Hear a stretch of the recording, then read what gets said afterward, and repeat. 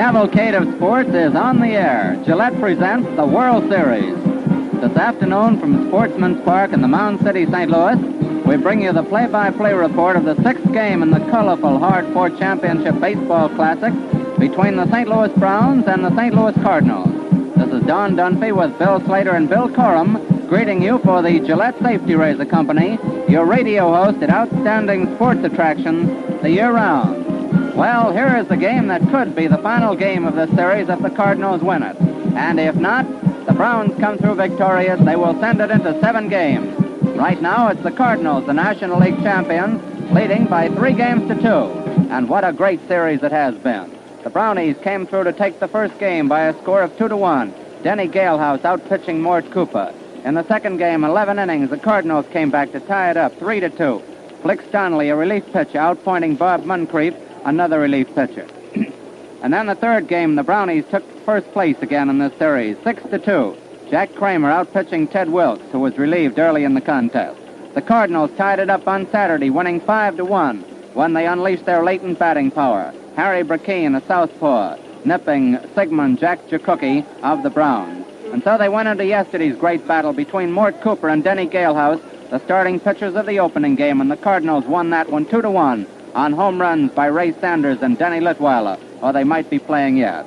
And so as we come up to the sixth game of the series, we find that the Cardinals are leading in games 3-2. And if they win today, it's all over. If they don't win, if the Browns win, they'll go into a 7th and final game, which will be played on Wednesday.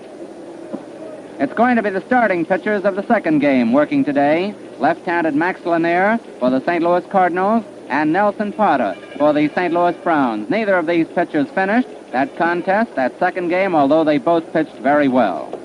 And now we've got the Browns lineup, and then we'll give you the Cardinals lineup. The Browns are going to be the visiting team today. They're wearing the visiting gray and operating in the dugout behind first base, while the home team today is the St. Louis Cardinals, batting last and in the dugout behind third base. For the St. Louis Browns, Don Gutteridge. Gutteridge, second base. The batting order, Don Gutteridge leading off, playing second base. Mike Krivich, center field. Gene Moore, right field. Vern Stevens, shortstop. Chester Labs, L-A-A-B-S. Labs, left field. George McQuinn, first base. Mark Chrisman, C-H-R-I-S-T-M-A-N, Chrisman, third base. Myron Red Hayworth, catching. Nelson Potter, P-O-T-T-E-R, Potter, pitching. During the regular campaign for the Browns, Potter won 19 and lost 7, leading the team in victories. The St. Louis Cardinals, Danny Litweiler, left field. Johnny Hopp, center field. Stanley Musial, right field. Walker Cooper, catching. Ray Sanders, first base. George Whitey Kurowski, K-U-R-O-W-S-K-I, Kurowski, third base. Marty Marion, shortstop. Emil Verban, V-E-R-B-A-N, Verban, second base. And Hubert Max Lanier, L-A-N-I-E-R, Lanier is the pitcher. During the regular campaign, Lanier won 17 and lost 12.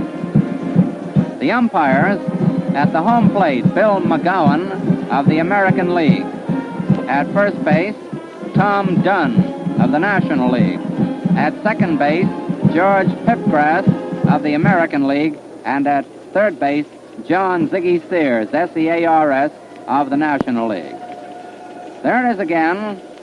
Lefty Max Lanier on the mound for the Cardinals, and the right-handed Nelson Potter on the mound for the St. Louis Browns. The teams are still going through their preliminary practice, and while they're doing that, we're going to bring in one of our colleagues on these Cavalcade of Sports broadcasts, the well-known Bill Corum of the New York Journal-American Sports staff. Bill is already with some pregame highlights. So, Bill, here it is. All right, Don, the sun here today is slightly a St. Louis prodigal sun. It's been in and it's been out, and now it's gone again, though I think it'll be that way intermittently through this ball game. There's no real threat of rain here, so I'm sure we'll get this sixth game in the book, and of course, that could be the end of the series. If by chance it is, the Cardinals will then have become the National League team to have won the most World's Championships. That will be 5. They're now tied with the New York Giants at 4 apiece. The Yankees have won 8. And if the Browns are beaten today, they will stay in that select little circle of the major leagues, 3 teams never to have won a World's Championship. Those being Brooklyn, the Phillies, and if the Browns don't win this one, the Browns. Those are the essential figures on the situation as it stands. We come back now to the pitchers who opened the second game here.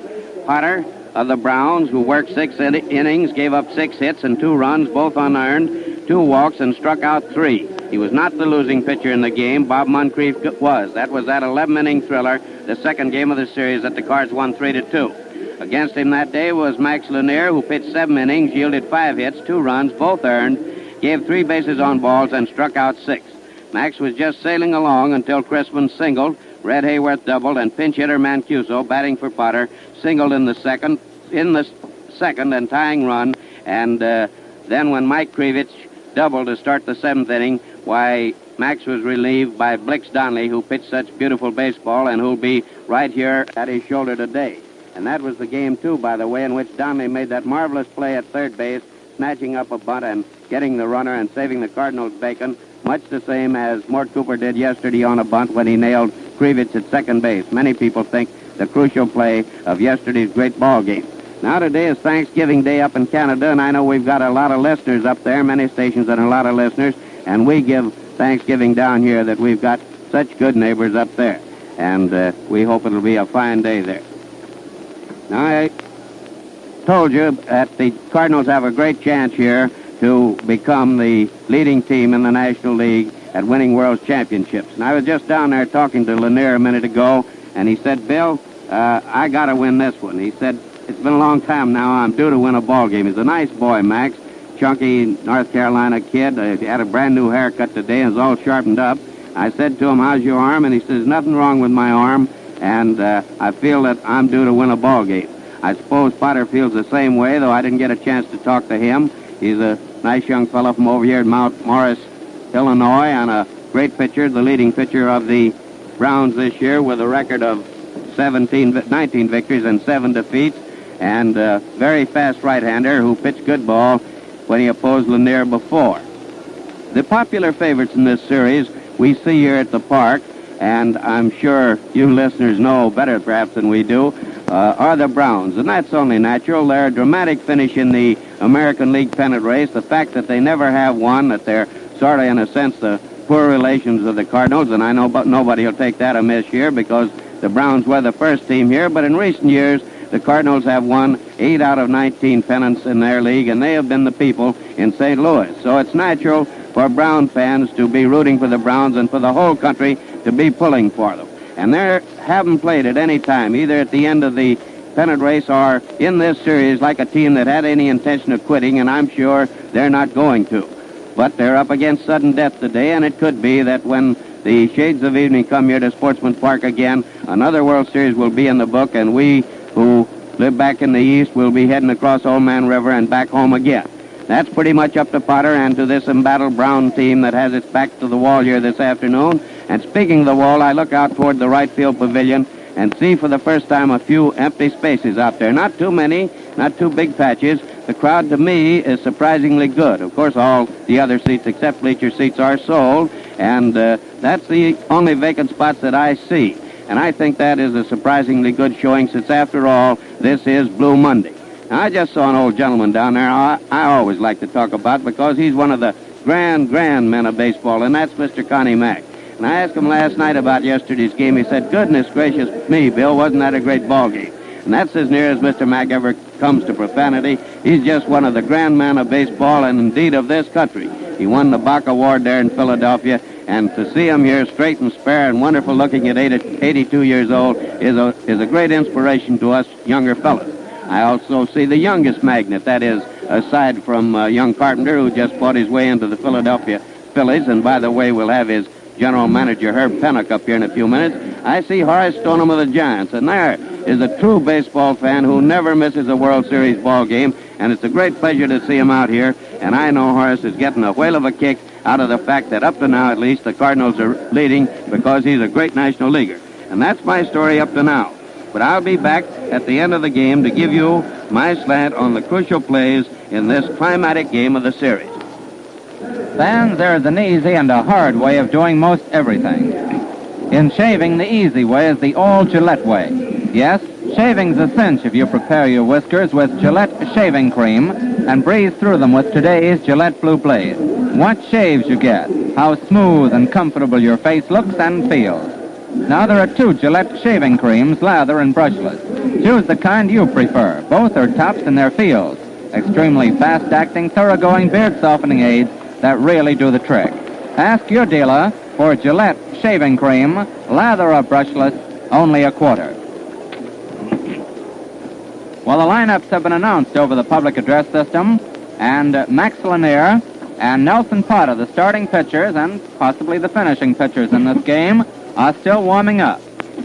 The Cardinals, of course, are the home team this afternoon. The Browns were the home team yesterday. Cardinals were the home team in the first 2 games, the Browns in the next 3, and the Cardinals are the home team today, and if a 7th game is necessary, it will be played on Wednesday. The Cardinals will likewise be the home team in that, which means that they're wearing the white home uniforms, operating in the dugout behind third base, and the Browns, the gray traveling uniforms, operating in the dugout behind first base.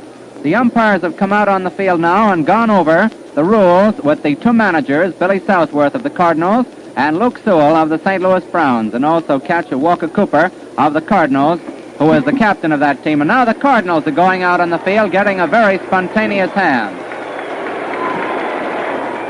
We're almost all set to go in the ball game now. The series stands at 3-2 in favor of the Cardinals. Now this is Don Dunphy turning you over to my colleague. Oh, just a moment. The national anthem.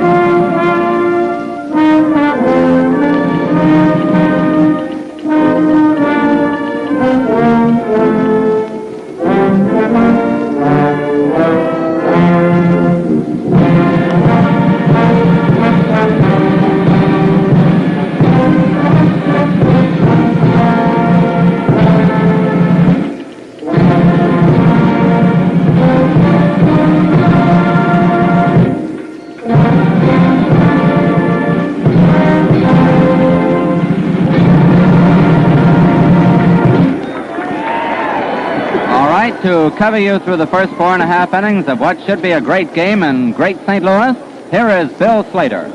Thank you, Don. Good afternoon, everyone. The facilities and services of the Baseball Commissioner, the National and American Leagues of Professional Baseball Clubs, the St. Louis National League Baseball Club, and the St. Louis American League Club have been furnished gratuitously to War Relief and Service Fund Incorporated, which is conducting this game. And the Baseball Commissioner, leagues and clubs are acting as agents for War Relief and Service Fund Incorporated in conducting this game. Now we're going to pause 10 seconds for station identification. This is Mutual. This is WGN, the voice of the people, Chicago 11.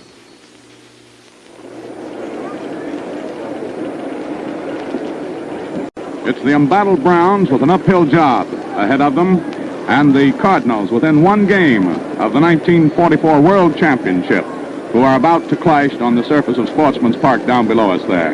We have a splendid vantage point up here in this magnificent booth. We get a clean, eagle-eye view of everything that happens on the playing surface. And as we look down there now, the leadoff hitter for Luke Sewell's Browns steps in, Don Gutteridge, the second baseman. Don's a right-handed batter. He's hitting at 167 for the season. He's had 3 hits out of 18 times up, one of them a double. Dark complexion Kansas lad standing square away in the batter's box. North Carolinian Max Lanier on the mound. Ready to go. Here comes Lanier's pitch. It's inside for ball 1. The first pitch of the ball game in this 6th game of the 1944 World Series. This chap Gutteridge at the plate there was 5 years with the Cards. He's been with Lincoln, Houston, and Sacramento, Columbus, Ohio in his baseball career. A called strike. Lanier shoots in there. A curveball that broke in just above Gutteridge's knees. Strike one. 1 ball, 1 strike on Don Gutteridge, the speedy second baseman of the Brownies. Gutteridge stands there looking calm and collected, but you have an idea of what's going on in his heart. He wants a hit. Here it comes. He swings on it. It's a pop-up foul down the first baseline. Ray Sanders is chasing everybody away over near the stands. Takes it for the out. Gutteridge fouls out high to the first baseman. 1 away. And thus the ball game begins. Walking up to the plate now is the center fielder of the Browns, Mike Krevich, K-R-E-E-V-I-C-H, an Illinois lad who has been batting .227 in the series so far, 5 hits out of 22 tries. 2 of his 5 were doubles. Yesterday he hit .500, 2 for 4. Krevich, a right-handed batter, stands square away in the batter's box, takes a long grip on the bat. Max Lanier on the mound, pitches to him. Krevich swings and misses, strike 1. 1 strike on Mike. Mike's played a lot of baseball, too. Been around with a lot of clubs. Des Moines, Los Angeles, Albany, Kansas City, the White Sox, the A's, McCook, Nebraska. Pitch to him is fouled off. Strike 2.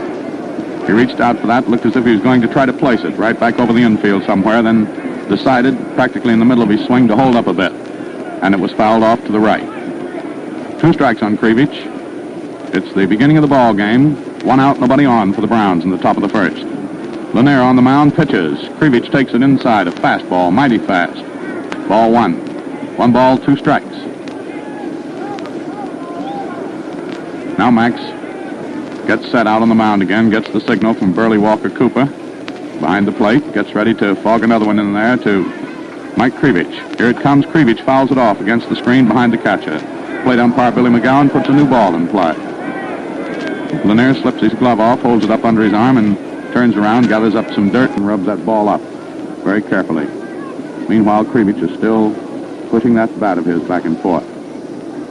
All right, here it comes. Krevich takes it inside. 2 balls. 2 balls, 2 strikes on Mike. Krevich began his career in organized baseball playing with McCook, Nebraska.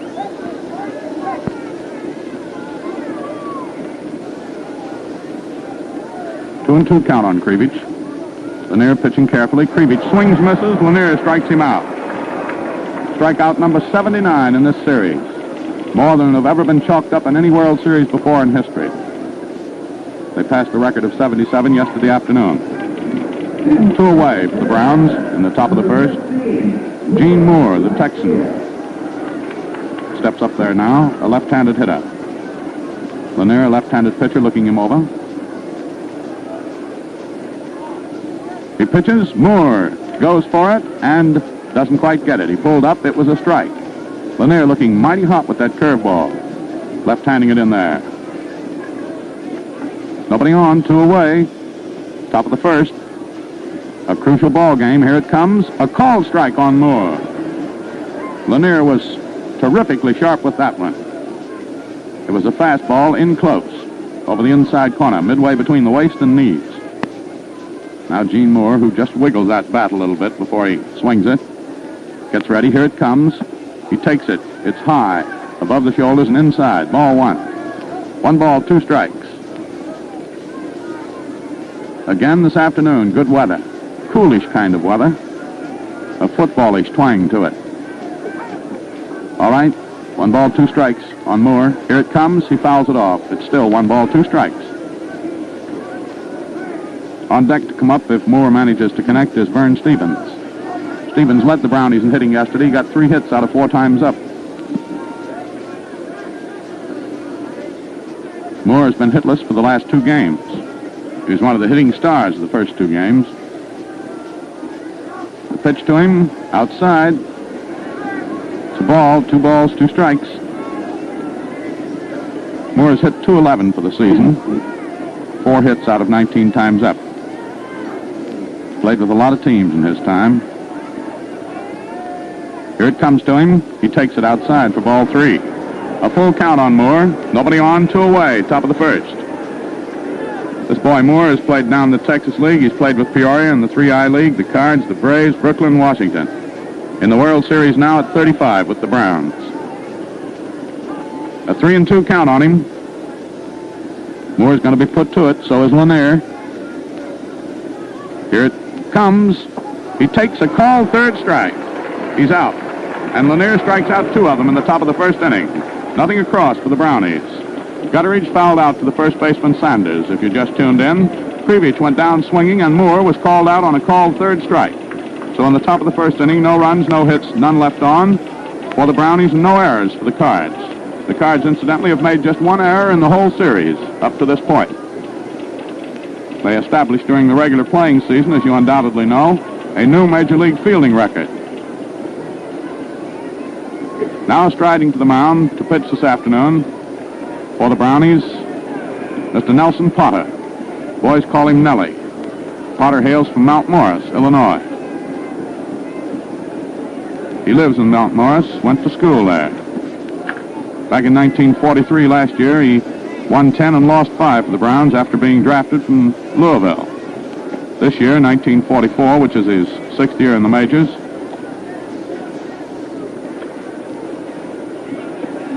he's had his best record by far. So far this year, he has won 19 and lost 7 in the regular season, which is by all odds the best record of any of the Brownie pitchers. So this afternoon, behind in the series, Luke Sewell is able to throw on the mound the ace of his pitching staff, Nellie Potter. Now Potter rubs up the ball, takes a look at Danny Litweiler. Litweiler got a double and a home run yesterday. Swings on this one, bounces it foul outside at third base. Litweiler so far has hit .267 in the series, 4 hits out of 15 times up. Yesterday, as I told you, a double and a home run. Danny Litweiler, Litwhiler, comes from eastern Pennsylvania. 1 strike on him. Potter comes down overhand. Litweiler attempts to bunt it, misses it. Shakes up the Brownie infield. Litweiler is the first man up for the Cards in the last half of the first inning. If you just got with us, there was no score in the top of the first. All right, Nellie Potter pitching to Danny Litweiler. Here it comes. Litweiler swings and misses, and he's striking out. He is striking out, and a lot of them are striking out. That's 3 strikeouts so far in this ball game out of the first 4 men to come up to the plate. Johnny Hopp stands in. A left-handed hitter is center fielder Johnny Hopp, batting .174 in the series, 4 hits out of 23 times up. He was hitless yesterday. Galehouse struck him out 3 times. Swings on the first one. It's a high one. Going back of second base. Gutteridge is walking back on the grass. He's got it now. It took all that time for it to come down. It was hit so high up in the air by Mr. Johnny Hopp. 2 up, 2 down in the last half of the first inning. Coming to the plate now is the big boy of the Cardinal batting order in this World Series, Donora, Pennsylvania's Stanley Musial. Musial is batting at .368. The pitch to him, a called strike, a curveball that Potter got in there over the inside corner, waist high. Musial's .368 batting average is based on 7 hits out of 19 times up. He swings on one, hits it to Gutteridge at second. Don fields it, the throw to first. In time, he's out. And so the Cards go down in order in the last half of the first inning. Nothing across for them. At the end of the first inning, the score is 0-0. Ask Chicago fans what they think of Charlie Grimm, manager of the Cubs, and they'll say tops. Let's hear now from a great manager and one of the greatest first basemen who ever lived. Charlie, you're set to give the fans a new slant on Gillette Blue Blades, so go to it. Right, Bill. I wonder if the fans know that most ball players shave in the dressing room after batting practice, or just before they dress to leave the ballpark.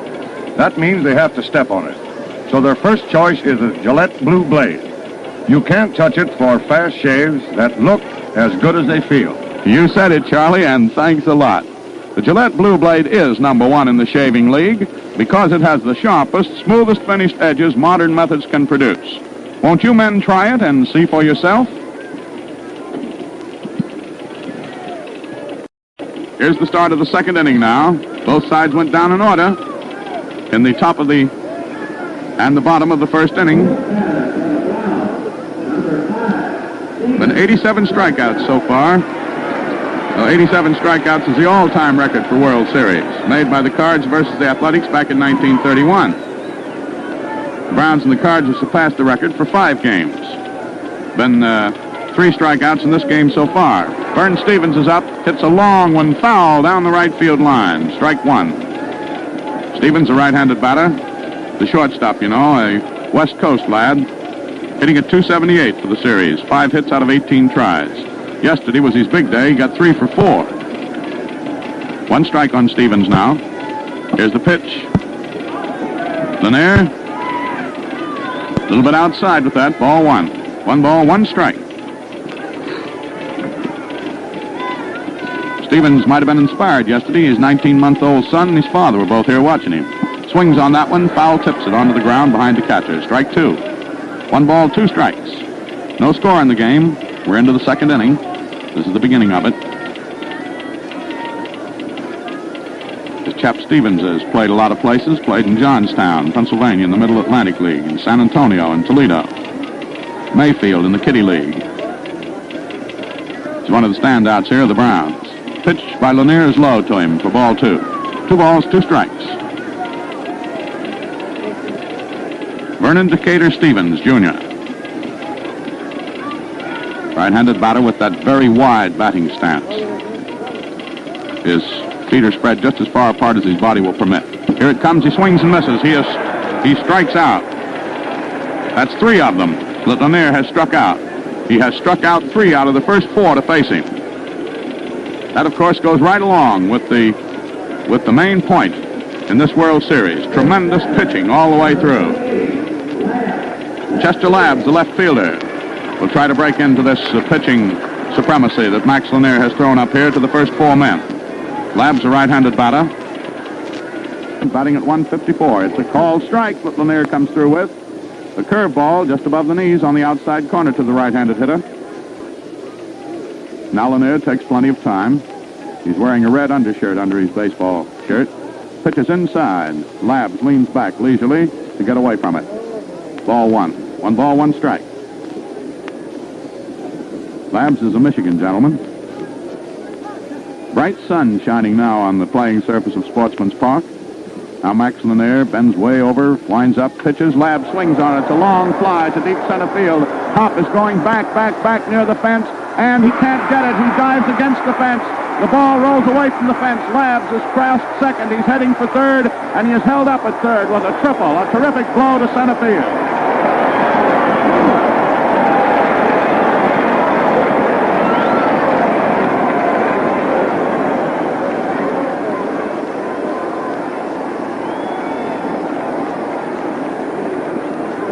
Johnny Hop chased that clear back into the angle there in deep center field, 422 feet away. It fell beyond him as fast as he was going back there, and he's a pretty speedy man. So long and far was that blow struck by Chester Labbs, the first hit of the ball game, and what a hit. Now it's George McQuinn who stands in there. The Browns have a man at third with 1 out here in the start of the second inning. McQuinn swings on it, hits it back through the middle. It's going for a hit. A run scores.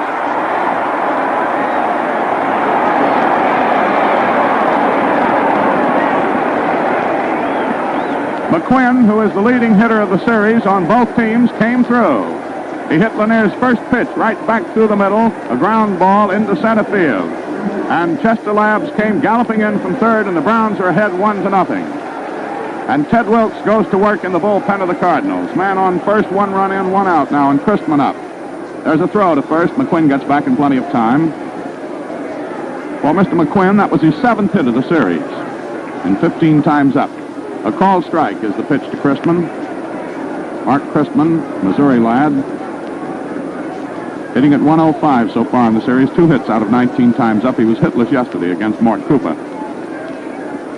McQuinn leads off first. The pitch to Christman swung on. It's a fly ball to center field. Hop is running in, is under it, is waiting.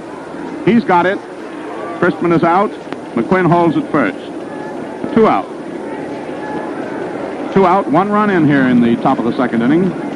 Catcher Myron Hayward bats now. The right-handed hitter is Hayward, batting at 134 for the series. 2 hits and 15 times up. One of his hits was a double. A North Carolinian is Mr. Hayward.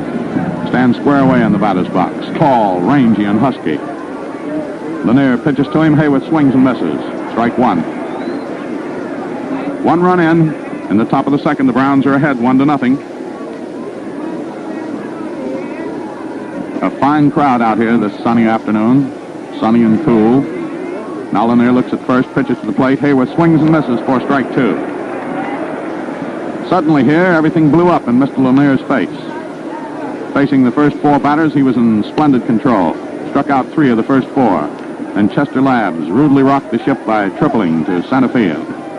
McQuinn followed with a single, and the Browns are out in front. Here's the pitch. It's fouled off.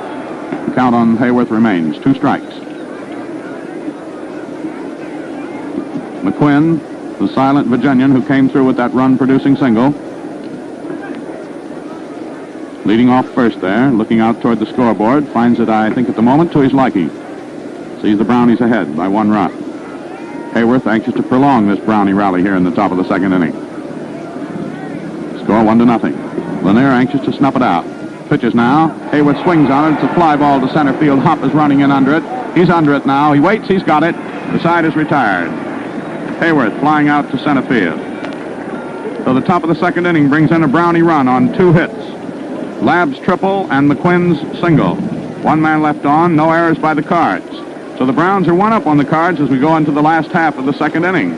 And thus the battle for the World's Championship goes out here on the banks of the Father of Waters, the good old Mississippi, off to our right there. We can see the rolling hills of western Illinois and the great bridges that span the river here at St. Louis. Cheers from out in the crowd there.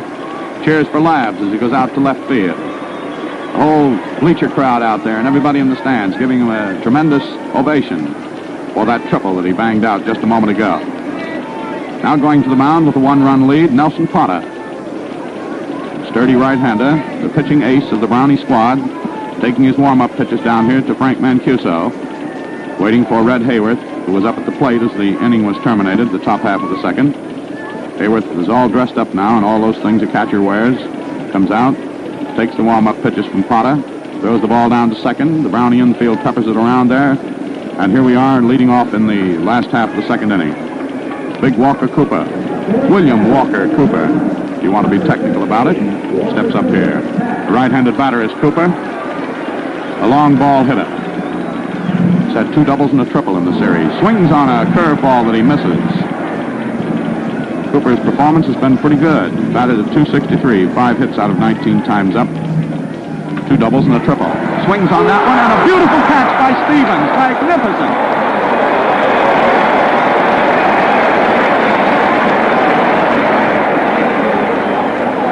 A terrific, sizzling line drive went right toward the shortstop. Stevens took a desperate leap up in the air. The ball stuck in the webbing of his glove. And when he came down, there it was, perched up there. He looked like a person holding an apple way up high for everyone to see. A magnificent catch by Vern Stevens. Cooper is out. Sanders steps in. A called strike Potter throws to him. That was a beautiful catch by Vern Stevens. A thriller. The thrills still reverberating through the stands in Sportsman's Park after that magnificent leaping catch of a hard-hit liner by Vern Stevens just a moment ago. Beautiful fielding. Sanders swings, lifts a high, lazy one into short center field. Coming in for it is the center fielder. Going back is Gutteridge, and Gutteridge and a group of 4 players makes the catch out there.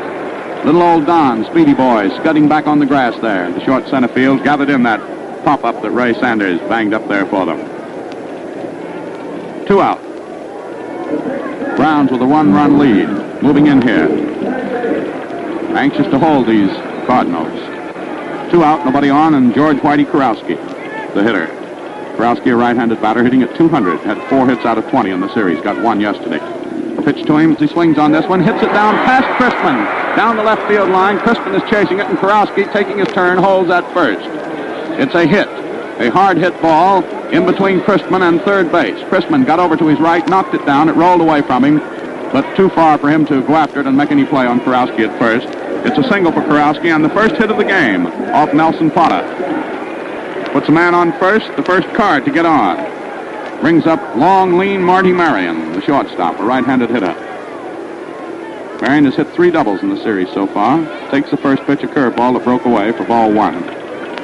Marion's hitting percentage in the series is .263, 5 hits out of 19 tries at it. Yesterday he was hitless. There's a throw to first, and they've got Kurowski trapped between first and second. McQuinn throws to Gutteridge. Gutteridge throws to first base where the pitcher is, and Kurowski is out. They ran down Kurowski between first and second. The pitcher caught him with too long a leadoff, threw to the first baseman. McQuinn threw to Gutteridge. Gutteridge chased him back, and then when McQuinn broke and Kurowski got behind him, the pitcher came over to cover, and he was out. 1-3 to 4-1 is the scoring on that if you're doing it. So that's all for the Cards in the last half of the second inning.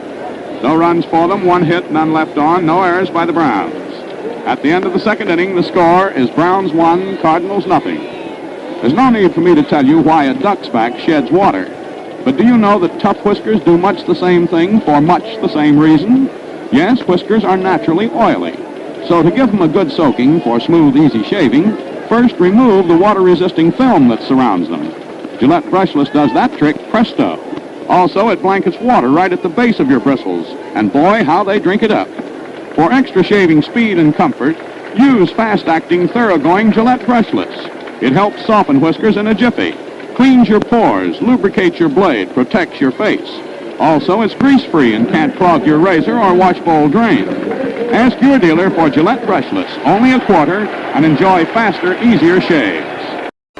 Nels Potter himself, who just made the putout on Kurowski, comes up, swings on the first ball, hits it down the left field line, and it's going foul. The left fielder down there, Litweiler, gave it a tremendous run, as did Martin Marion, but neither one could get to him. And it went foul, bounced up into the stands there. 1 strike on Nelson Potter. Potter went hitless in the first game that he pitched.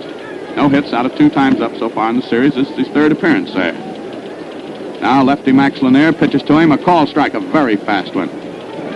Might near burned a hole in Walker Cooper's glove. Potter, however, is standing there very calmly, batting left-handed.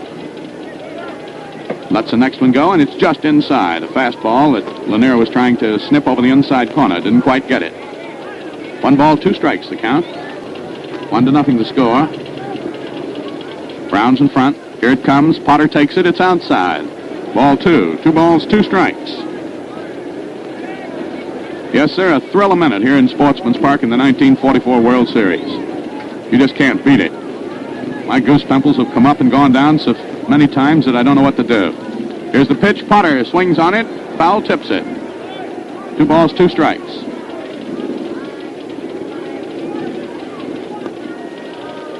You get thrills, you get chills, your temperature goes up, it goes down. As the tide of fortune sways back and forth between these two embattled St. Louis ball clubs.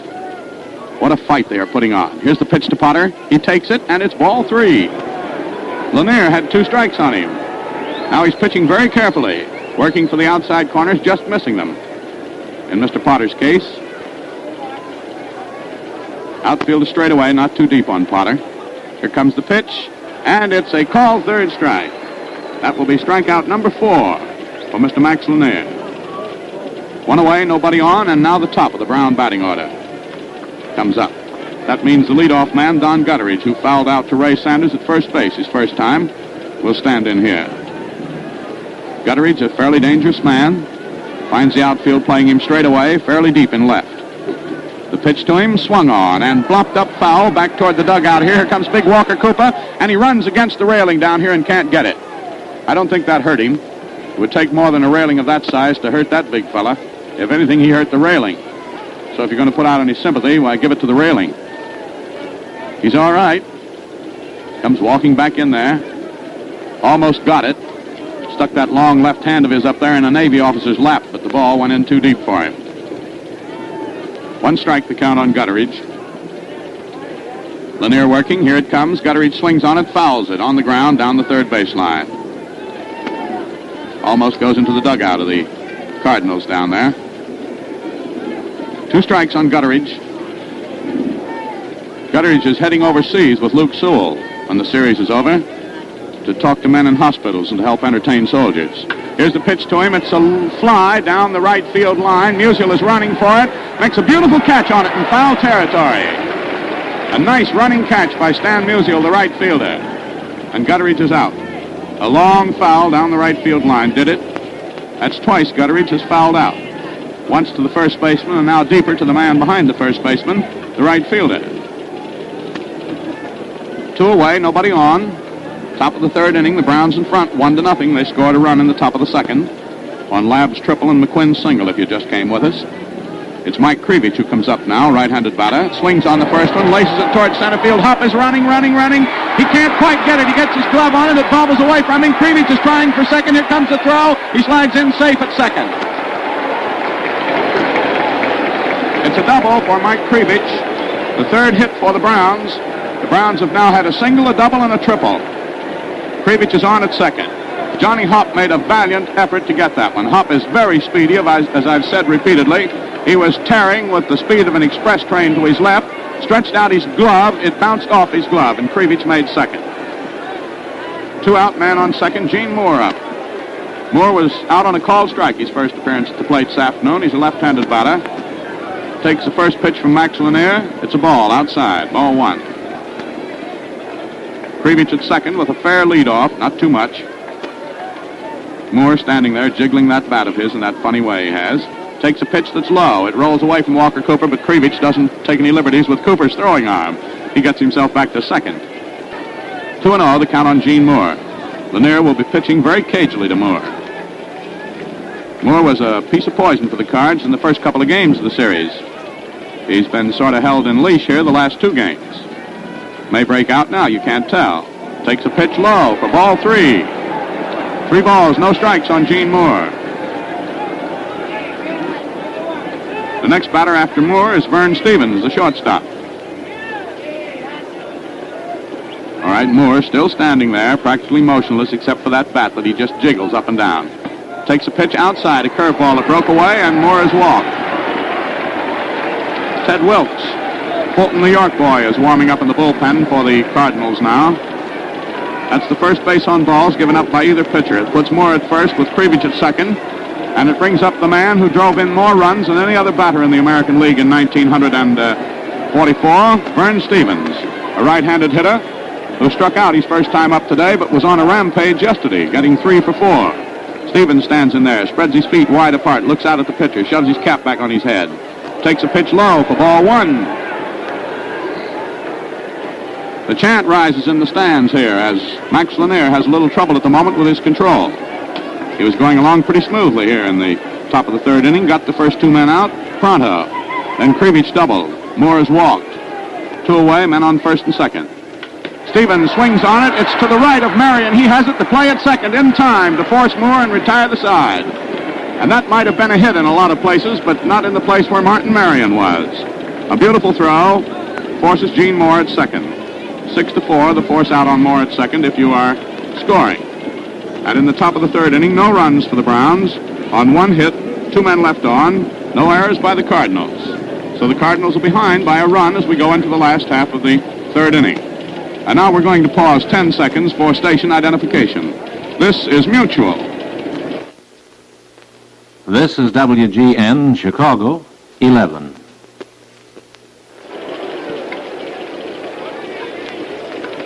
You know, as Don and Bill and I have been working on this World Series out here in St. Louis, I've meant a lot of times to tell you all over the radio what swell help and assistance we've had from the staff of KWK here in St. Louis, a great radio station. Harvey Smith has been the man who has had the brains in the booth here during the series. He works all those funny little gadgets down there that I don't understand at all. This afternoon, oddly enough, his boss, Nick Zare, is helping him. I don't know why that is, but at least it gets you out here at the ball game, doesn't it, Nick? John Tinney, the program manager down at KWK, has been a swell friend and a helper of ours, too, as has everybody on that staff there. One of the things that makes a great sporting event like the World Series pleasant, not only for those who come here to attend it, but for the lucky rest of us who come here to work on it. The Cards are getting set to step in here. The Cardinal batter is Marty Marion, who was standing in there back in the 2nd inning when George Karowski was caught between first and second. Run down by the pitcher, second baseman, and first baseman was Karowski. Now Marion is going to start things all over again. The right-handed batter is long slats. Here comes Nelson Potter's pitch. He swings on it. It's a ground ball to Kristen at third. He has it to throw to first. In time by a stride. Marion is out. A nice play by Mark Chrisman, third baseman of the Brownies. 1 away in the home half of the 3rd inning with the Cards, the home team today. Second baseman, Emo Verban, V-E-R-B-A-N. Illinois lad, stands in, batting right-handed, hitting .286 for the series, 4 for 14. Potter pitches to him. It's high for ball one. You have a gentleman from Mount Morris, Illinois, pitching to a gentleman from Lincoln, Illinois. That's where Bourbon was born. Here's the pitch. He swings on it, pops it back of second base. A driving run in there by Krivich. He can't get it. He scoops it up instead. Boy, Krivich was taking his chances on that when he was coming in with tremendous speed. The ball might have gone through him for extra bases, but he scooped it up. That's the courage with which the fielders on both sides have been going after these balls. That is hit number 2 off Nelson Potter. Puts Bourbon on at first and brings up Max Lanier. Lanier's a left-handed thrower and a right-handed batter. That doesn't happen very often. He swings on the first pitch from Potter, a strike. You see a lot of right-handed throwers that bat left-handed, but very few left-handed throwers that bat right-handed. Potter puts a throw over there to first, but Bourbon is back with plenty to spare. 1 strike on Lanier. The pitch swung on, hit back into center field. Krivich a diving catch on it. No, he drops it. He came driving in on it. Thought he was going to make a diving catch on it, and he did too, but it popped out of his glove. We'll see how they score that. Could be a hit. It was a very hard hit, sinking line drive to short center field by Max Lanier, the left-handed man who bats right-handed and hits them. Yes, sir. Men on first and second now. Bourbon is at second.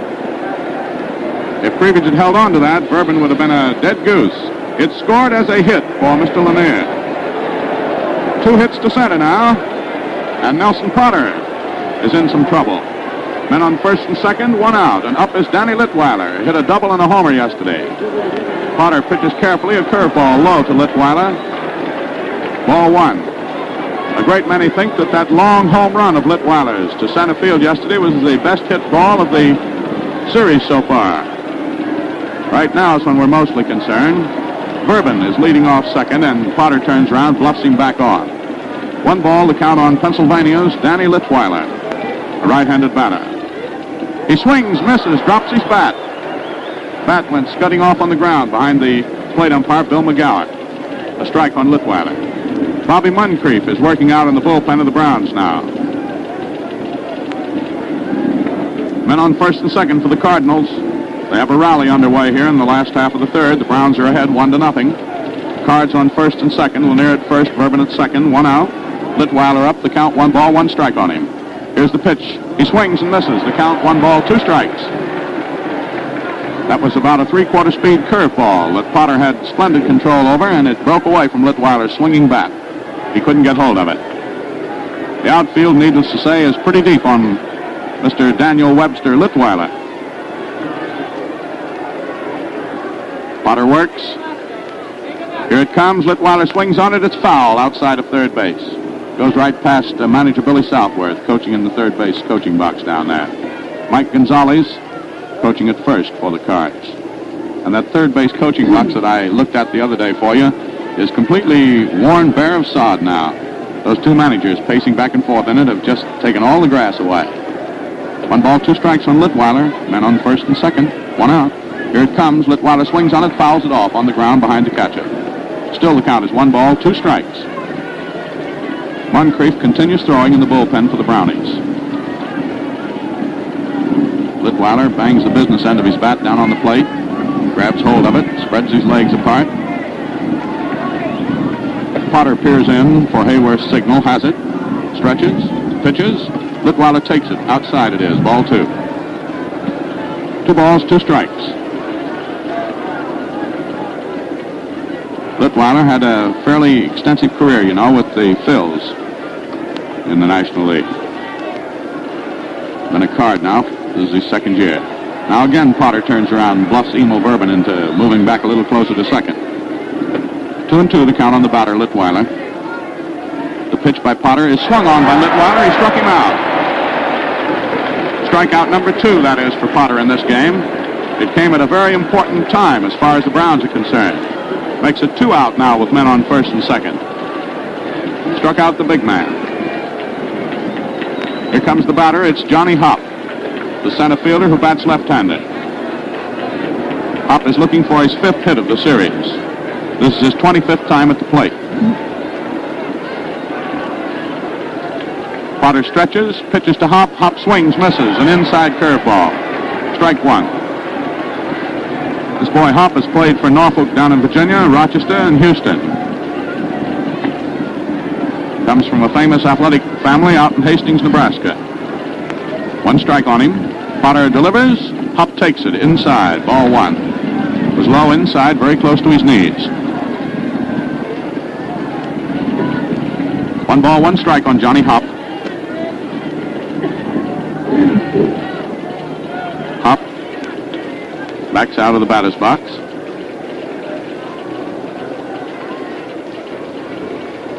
Potter stretches on the mound, looks at second, pitches to the plate. Hop swings on it, hits it down the right field line. It's going foul. A terrific line drive going foul down that right field line. Boy, if that had been fair, it would have hit something mighty hard. He had all the power, that 178 pounds of his back of that one. Crash, bang. Count is still 1 ball, 2 strikes on him.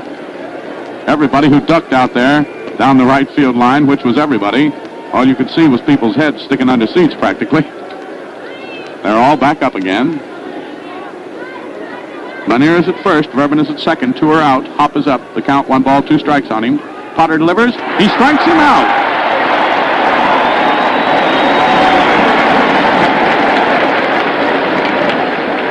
In the last half of the third inning, no runs for the Cards, 2 hits, 2 men left on, no errors by the Browns. At the end of the third inning, the score is Browns 1, Cards nothing. $250 million is a lot of cash, and that's the sum required for the National War Fund. Yes, this money is desperately needed to carry on the vital work of 22 major war-related welfare and relief organizations, plus local community services. The National War Fund is split 3 ways. It goes to our fighting forces and fighting allies and to our needy neighbors at home. You contribute at one time in one gift to all recognized war relief and local charitable organizations. Furthermore, you'll not be asked to give again for a whole year. Don't let good news from Europe tighten up your purse strings.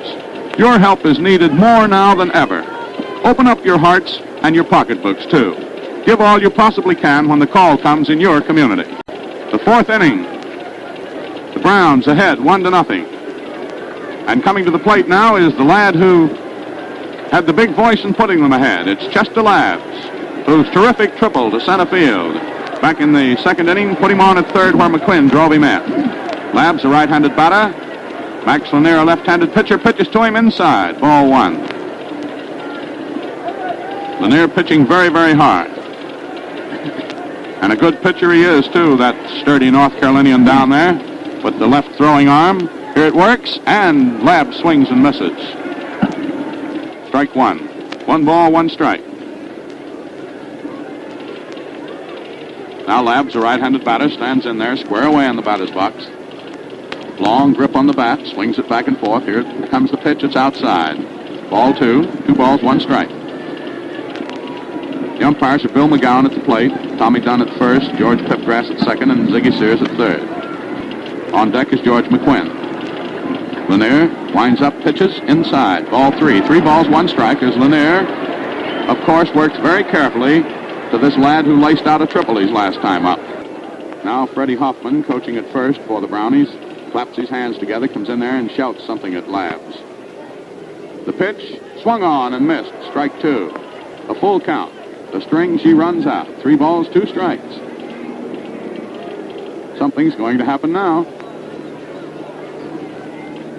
Outfield is deep enough on Labs. They know him of old, and of old means that 2nd inning. Here's the pitch, and it's fouled up right in our direction. Boy, everybody ducked up here. Where have they all gone? Come back, men. All is well. That was coming right at us. You could see the spinning seams on it. 3-2, still is the count on Mr. Labs. Chet Labs has that little 4-year-old boy of his out here in a Brownie uniform every day with a big number 1 on the back of it. Great camaraderie between the father and the son. The pitch is inside to Labs, and he's walked.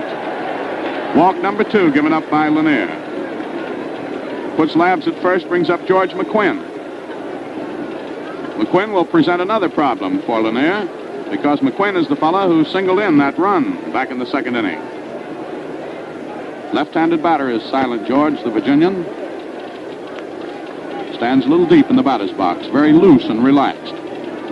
There's a throw to first. Labs has to hurry to get back. Lanier has a very quick motion to first. And a bit of an advantage, of course, being a left-hander. He's turned around that way. The pitch to McQuinn is bunted out toward the mound. Lanier has it. The throw is going to be at first. McQuinn is out. The sacrifice works. McQuinn sacrifices and is out. First to out pitcher to first. 1-3. Labs goes to second on the play. So there's a man in scoring position with one away. It's Labs at second. Mark Christman coming up to bat. Christman, a right-handed hitter, has hit twice in the series so far. Stands square away on the batter's box, feet not too wide apart. Mort Cooper set Christman down without a hit yesterday. Christman swings, hits it back to second. Bourbon has it. The play is going to be at first. Labs goes to third. Christman is out at first. Second to first.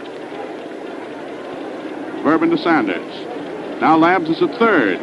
He was at third back in the second inning with one out. He's at third now with two out.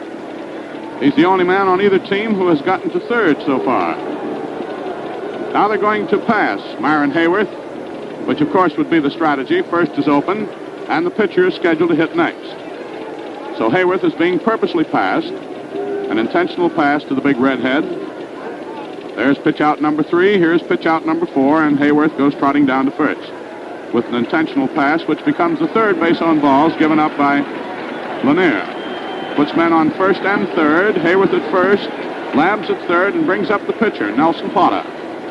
Potter, a right-handed pitcher, a left-handed hitter. Lanier, a left-handed pitcher, a right-handed hitter.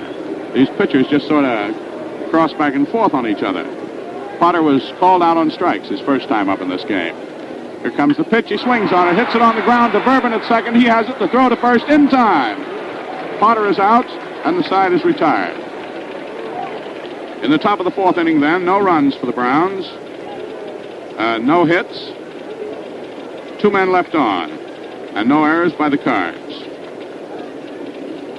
So the score is still 1-0. The Browns in front as the Cards come up for their turn of things here in the last half of the fourth inning. Tight and tense is this struggle. Of course, I think practically everyone with ears in the whole civilized world knows that the Cards are ahead in the series by a score of 3-2. They're trying to close it out and clinch the World Championship today, if they can. The Brownies, always a fighting team, spent a great deal of the season coming from behind. The position they occupy today is no novelty to them. They know what it means. They're the team that came in here with the last 4 games facing the New York Yankees, last year's world champions. In order to win, as it turned out, they had to beat the Yanks 4 straight. They beat the Yanks 4 straight.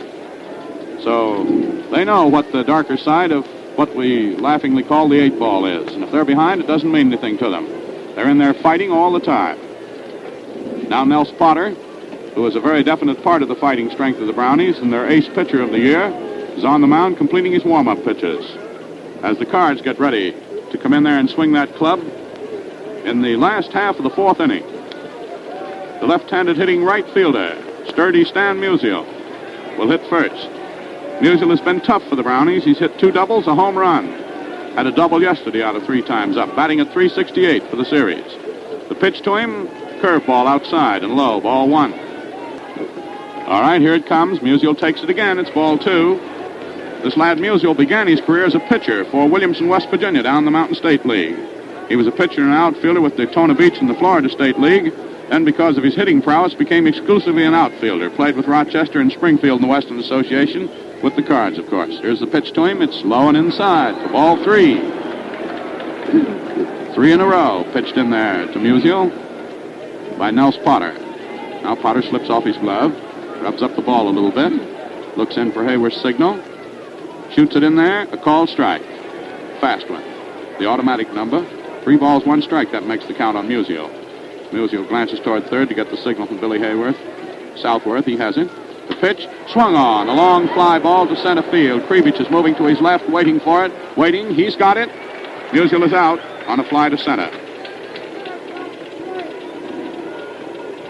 1 out in the last of the fourth. Walker Cooper, the big catcher, stands in. Right-handed batter is Big Walker. Walker's been around baseball, too. He's played with Mobile, Houston, Asheville, and Columbus, Ohio. Right-handed batter. Takes the first pitch inside, a ball. Potter was trying that inside curve on Cooper. Cooper didn't go for it, and it didn't nick the inside corner either. An airplane flying low over the park. Another inside pitch. Ball 2 on Cooper. And as this game wears along, with the Browns leading 1-0 by virtue of that run that they scored in the second inning, the tension gets greater and greater. Potter pitches high and inside to Cooper. 3 balls. That's exactly the way he pitched to Musial. He gave him 3 that weren't over there, hoping to tempt him into offering on them. Now the count's 3-0. Comes through with 1 on the inside. He didn't get it in there, and Cooper has walked for the first base on balls that Potter has given up in this ball game, coming here in the last half of the 4th with 1 out. Now there's activity starting up again in the Brownie bullpen. Looks like Bob Moncrief. Ray Sanders, the batter, stands in there. Flied out to Don Gutteridge in short center field his last time up. Tall left-handed hitter. Swings on it, misses it. The long man went down almost to his knees after he had come through on that. Sanders stands about 6'2", 6'2 and a half, weighs around 175. Cooper leading off first. There's a throw to first. Cooper gets back. Outfield is cut to the right on Sanders and mighty deep.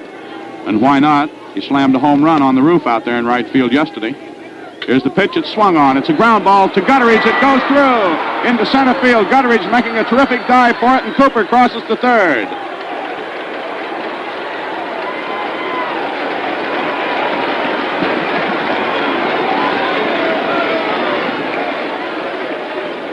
Cooper is at third, going all the way to third on a ground ball that was hit to the right of Don Gutteridge. Gutteridge threw himself on the ground, skidded across the dirt, trying to stop it. Couldn't. It went through into center field for a hit. That is hit number 4. Hit number 4. Nels Potter puts Cards on first and third. 1 away, brings up Kurowski. Kurowski got a hit his last time up, a right-handed batter. All eyes on him now. He swings on this one. It's foul outside of third base. Southworth jumped out of the way. So did Walker Cooper, who was leading off third. Cooper is the first Card who has gotten to third in this ball game. Coming here in the last to 4th with an incipient Card rally in the fire. I didn't say insipid. I said incipient. The pitch to Kurowski. Swung on. Fouled into the stands down the first base line. Strike 2 on Whitey. Men on first and third. Men on first and third. 2 strikes on the batter. 1 out. Kurowski looking at the pitcher. The pitcher stretching. The pitch. Kurowski swings on it. It's a ground ball to shortstop. The play is at second. On to first. Not in time for a double play, and the run scores. He's safe at second. The run scored. That ball was hit down to Stevens at shortstop. He had no time to make a play at the plate with Walker Cooper coming in there with the tying run. He threw to second to try to get Sanders. Sanders was safe at second, sliding in. The throw on to first was not in time to get Kurowski, and all hands are safe. It's an error on the throw. An error on Vern Stevens makes Sanders safe at second. And Kurowski is on at first on a fielder's choice. Men at first and second, 1 run in, the game all tied up. And up is Marty Marion. He hits a long one down the left field line. It's going foul and being caught by Labs way out deep down that left field line. The runners moving got themselves back to the places from whence they had come. Sanders got back to second. Kurowski back to first. The game is all tied up, 1 apiece. Marion is out on a long foul down the left field line. Gathered in by Chet Labs. Sanders leads off second, Kurowski off first. 2 out. Emil Verben, who hit his last time up, stands in there, a right-handed batter. Swinging that bat back and forth very menacingly. Potter delivers. Verben swings on it. It's a ground ball through at third base. Sanders is rounding third, heading for the plate. Here comes the throw to the plate. It's cut off by the pitcher, and All hands are safe, and another run scored.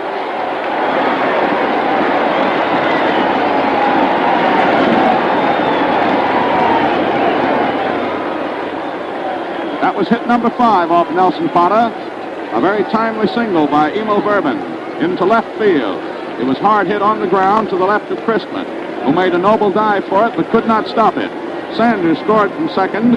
Kurowski went from first to second, and Bourbon is on at first. And the Cards are ahead 2-1. Up next is Max Lanier. He slaps a single right back through the box. Coming in to score is Bourbon. Run number 3. Coming in to score is Kurowski, rather. I beg your pardon. Run number 3. Bourbon is at second. And here comes Luke Sewell out of the dugout. That was 2 hits for Lanier. That was his second hit. He hit the first ball pitched. And now the Cards have 3 runs in here in the last of the 4th inning. And Luke Sewell comes out to the mound where Nelson Potter, who has been pretty well bashed around in this particular inning, he has been reached for 3 hits, the last 2 coming in succession, to put the Cards out in front. Give you a resume of it. Stan Musial opened the inning by flying out to center. Then Cooper was walked. Sanders came through with a single. Cooper going to third. Then Kurowski hit one down to Stevens. Stevens committed an error on his throw to second. Sanders was safe there. Cooper scoring, and Kurowski was safe at first. Then Marty Marion was out on a long foul ball down the left field line. Emil Bourbon, however, came through with a hit. Lanier came through with a hit. And the result of it all is 3 runs. Bob Moncrief is coming in. That'll be all for Nelson Potter. Nelson Potter goes out here in the last half of the 4th inning with men on first and second, 3 runs in. And the Cards out in front by a score of 3-1. And unless the Brownies tie this up and go on to win or lose, why, Potter will remain the losing pitcher. Bob Moncrief, a tall right-hander, stands 6'1", weighs around 190, hails from Madill, Oklahoma, Madill. And now, while Moncrief is taking his warm-up pitches to come in here and take over the job from Nelson Potter, we're going to pause 10 seconds for station identification. This is Mutual. This is WGN, the voice of the people, Chicago 11. Bob Moncrief was the losing pitcher in the second game when he came in to relieve Nelson Potter.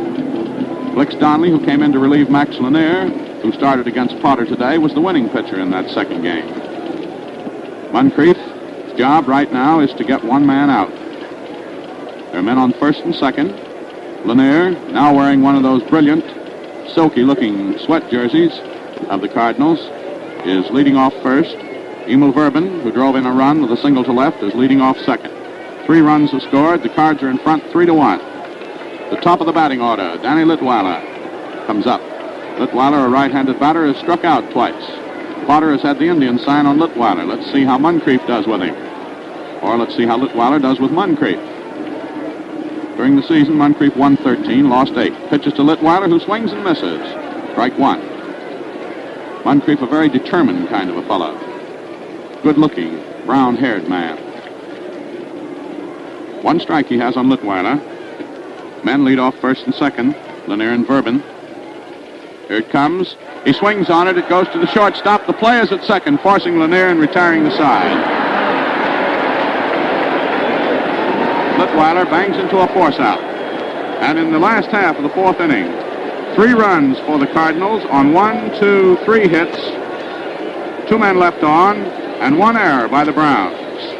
At the end of the 4th inning, the score is St. Louis Cardinals 3, St. Louis Browns 1. Charlie Grimm hit it on the nose when he told you that you can't touch the Gillette Blue Blade for fast, good-looking shaves. He's right, and here's why. It takes exclusive equipment and the knowledge to operate it to produce a blade so sharp and beautifully finished. It's a treat to see the plant where Gillette blades are made. Every operation is checked and rechecked by skilled technicians equipped with high-powered microscopes and other scientific instruments. Steel is tempered to glass-cutting hardness in Gillette-designed furnaces. Only the other day, a great watchmaker prevailed upon us to harden spring steel for an exacting contract. I could tell you more about the methods and skill required to produce the blade that tops them all. But for now, just let me urge you to try today's Gillette Blue Blade. If your dealer happens to be out, remember he'll have more soon. It's the top of the fifth inning. And the Brownies, who are in the hole now with the Cards out in front by a score of 3-1, will put up the top of their batting order. Don Gutteridge, who has fouled out twice in this game, once to the first baseman, once to the right fielder, stands in there. Max Lanier, who has slammed out 2 hits in his own behalf and leads now 3-1, pitches to Gutteridge, a called strike, a fast one. Lanier just drew back and left-handed that one in there. Came in midway between the waist and knees. So fast you could scarcely see it. The outfielder straight away on Gutteridge, not too deep. All right, Lanier bends over, winds up, pitches a slow ball that Gutteridge hits deep to left field. Going back is Litweiler, very near the wall and near the line. He's got it. Gutteridge, swinging on a slow ball, lifted it high and far down the left field line into the glove of Daniel Webster Litweiler. 1 out, nobody on for the Browns, top of the fifth. Cards in front, 3-1. Center fielder Mike Krivich, another right-handed batter, comes up there. The shortest man on the Brownie squad, stocky looking. Husky gentleman from Illinois. In the wintertime, he drives his milk truck around over there. Exercises on milk cans. Fouls off the first pitch into the stands, down the first baseline. Krivich, a veteran, played a lot of baseball in his time. Played it all mighty well, too. All right, Mike, with the long grip on his bat, waves that club back and forth. Lanier stands there looking at the catcher. Winds up now, comes through with it. It's high. Ball 1. 1 ball, 1 strike. Nobody on, 1 out. Fifth inning. Cards with a big rally in the last of the fourth. Came through with 3 runs to take the lead, 3-1.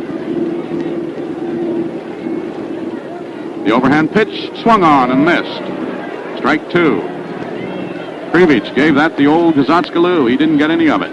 He went round and round. 1 ball, 2 strikes. Lanier comes down overhand. It's high.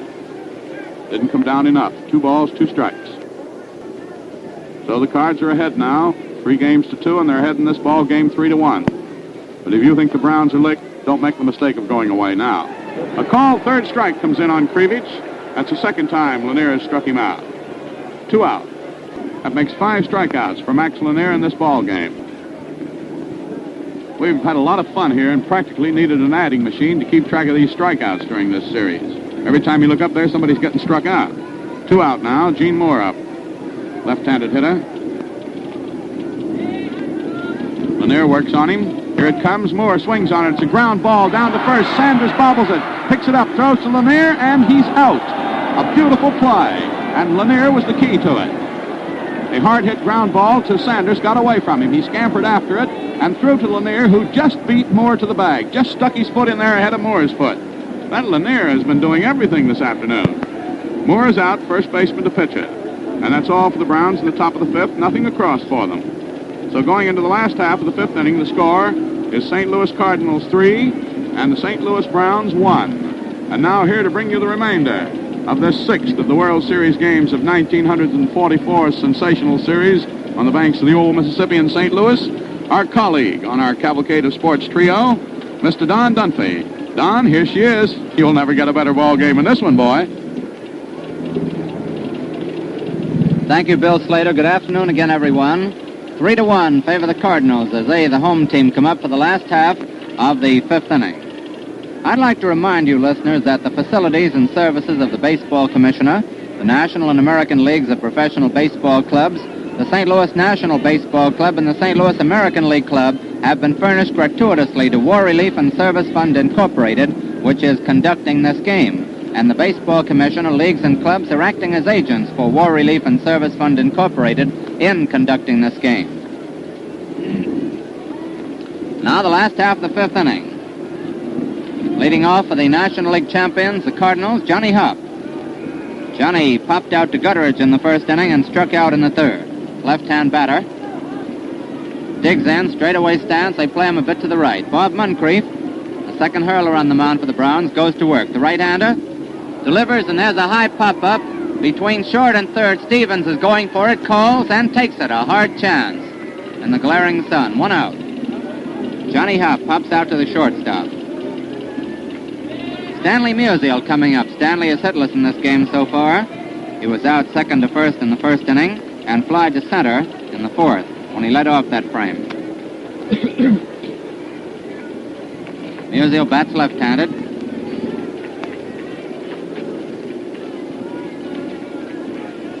Already Moncrief goes into his motion. Here's the pitch. Curve is high. Ball 1. 1-0.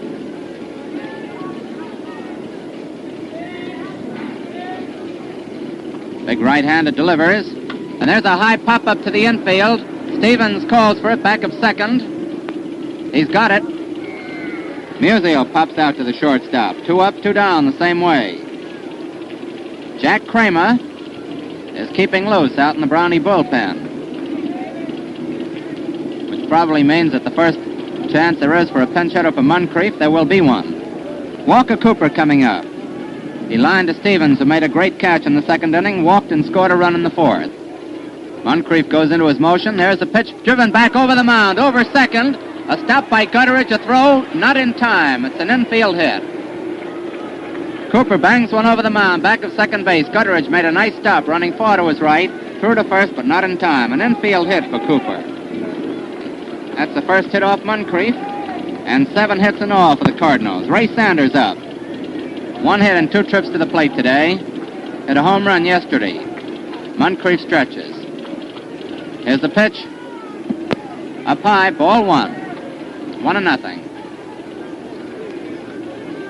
Sanders, a left-hand batter. They play him deep, a bit to the right. Throw to first leisurely, Walker Cooper back safely. Manager Billy Southworth coaching at third, and Mike Gonzalez at first. Here's the pitch. Swung and missed. Strike, 1-1, a sharp curve inside. 1 ball, 1 strike. Moncrief getting the sign from catcher Red Hayworth. 3-1, favor the Cardinals, last half of the 5th inning. Here's the pitch. It's inside, ball 2, 2-1. 2 balls, 1 strike. Ray Sanders up there. Crowds the plate a little bit. Moncrief stretches. Throws to first. Cooper back safely. 2 out. Walker Cooper on first base. There's a stretch. Here's the pitch. A curve is low. Ball 3. A sharp curve down around the ankles. 3-1. A little bit cooler out here today, but a nice day nevertheless. A warming sun. Moncrief stretches and throws to first. Cooper goes back.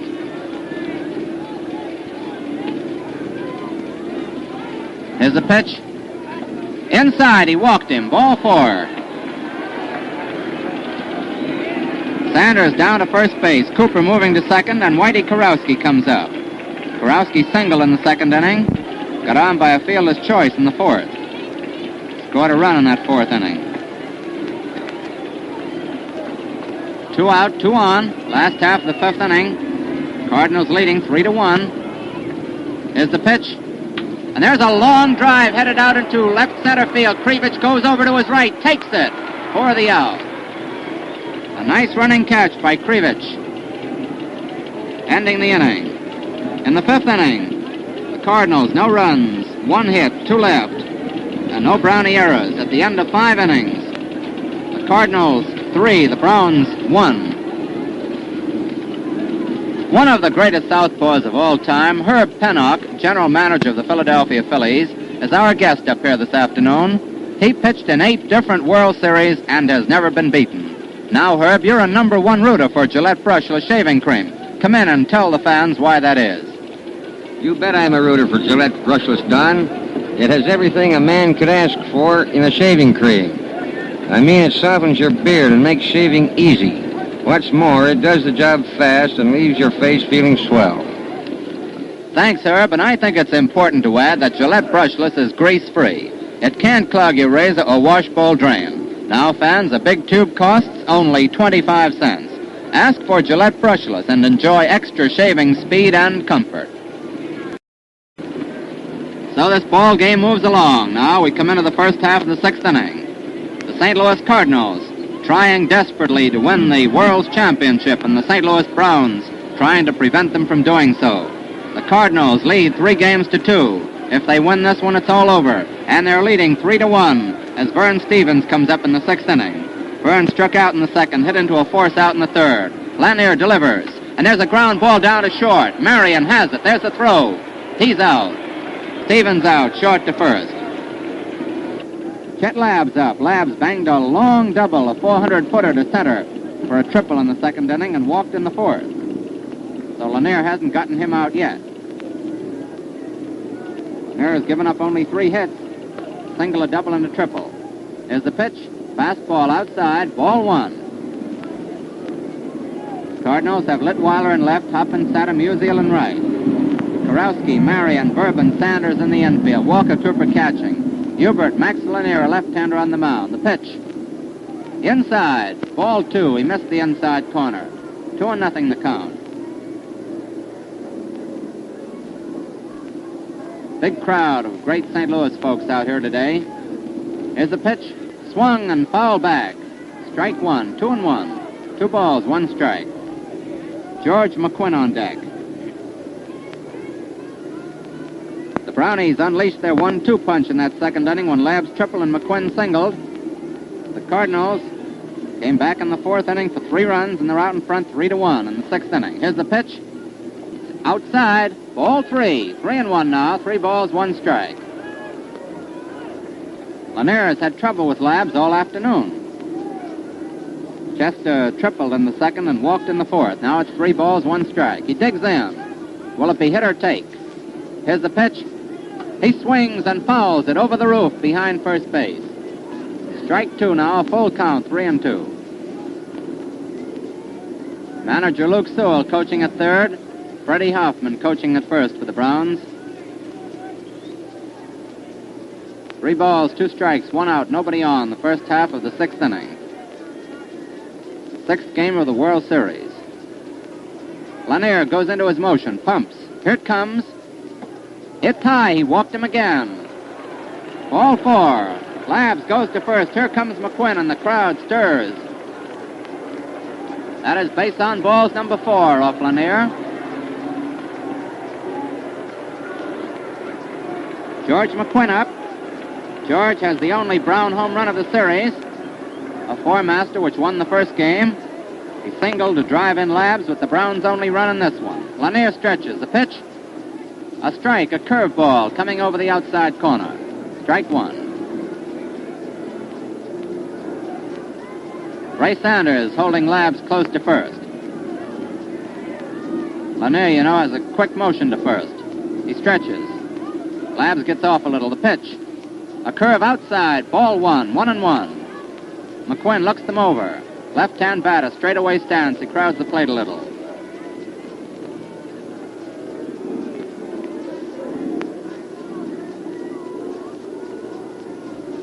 Here's the pitch. Outside. Ball 2. 2-1.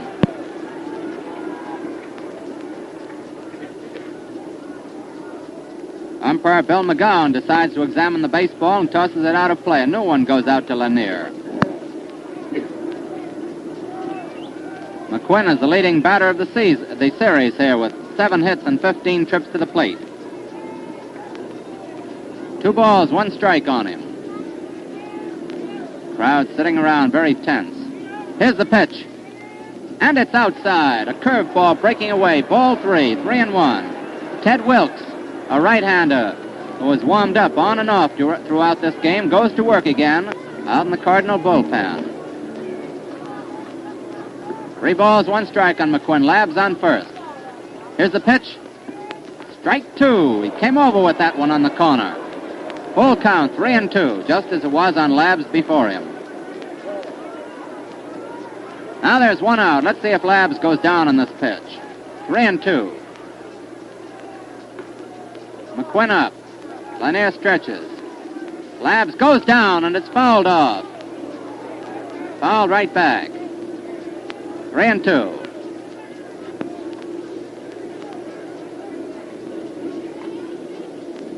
Labb's in breaking for second that time was the first batter, or rather the first runner to break for second, or for any succeeding base throughout the whole series without there being 2 out. Other times when there were 2 out and the man on first to second first and second. 3-2 they moved. Here's the pitch. Up high, he walked him. Ball 4.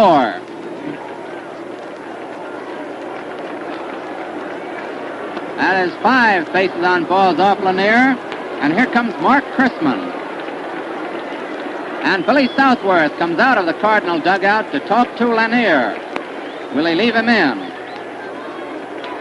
Labs on second. McQuinn on first. If they get around, the ball game will be tied up. Southworth has come out of that dugout several times during the series to talk to Cardinal pitchers. And never once have they failed to come through after that little conversation with him. Lanier will stay in, and Southworth goes back to the dugout. Chrisman only has 2 hits and 21 trips to the plate in this series. He's been up twice in this game without a hit. Here's the pitch. It's low. It gets away from Cooper. Going down to third is Labs. He's safe. McQuinn on second. The runners advance. A wild pitch. That's a wild pitch for Lanier. The runners advance. 2 men in scoring position now. It's ball 1 on Chrisman. Labs on third. McQuinn on second. Lanier came in with a sharp one that bounced in front of the plate, caromed off Walker Cooper's glove. Cooper picked it up quickly, threw to third, but Labs slid in safely. Labs is on third, McQuinn on second. And now the Brownie infield, which had been playing back, moves in. Jack Kramer, a right-hander, is now warming up in the Browns bullpen, and again Southworth comes out of the Cardinal dugout. Here is drama at its peak, and now the crowd is starting to boo Southworth as he comes out, though the Cardinal fans are cheering them as well. Billy's within his rights, though. He's got a right to go out and talk to that pitcher to see how he feels. You know, Lanier was troubled with a sore back in the last month of the campaign. And Southworth is going to ask him just how he feels, whether or not he thinks he should stay in there. Ted Wilkes, meanwhile, is warming up very hard out in the Cardinal bullpen. Kramer is getting ready in the Browns bullpen, which probably means there might be a pinch hitter. And now Lanier is coming out. The third base umpire, Ziggy Sears, goes down to the bullpen to get Wilkes and bring him in. Lanier is going out. Lanier, in his tenure on the mound, 5 1/3 innings, has given up 3 hits, 1 run, struck out 5, and walked 5. But this last wild pitch was his undoing. The second wild pitch given up by a Cardinal hurler in the series, by the way. Ted Wilkes is coming into work now. Wilkes was in one game. He didn't finish it. He was driven out in a Brown batting assault. He worked 2 2/3 innings, gave up 5 hits, 4 runs, all of them being earned, by the way. He walked 3 and struck out 3. Here's a hand for Lanier as he goes out.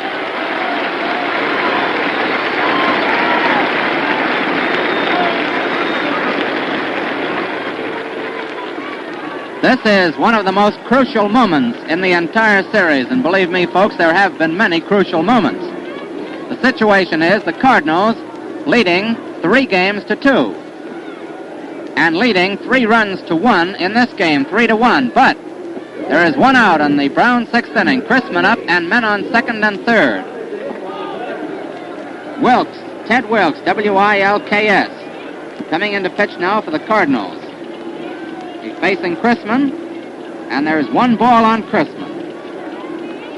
Should Chrisman walk, the walk will be charged against Lanier. Ted Wilkes, a Fulton, New York boy, 29 years old, 5 feet 9 1/2, weighing 178 pounds, a right-hander. Ball 1 on Chrisman.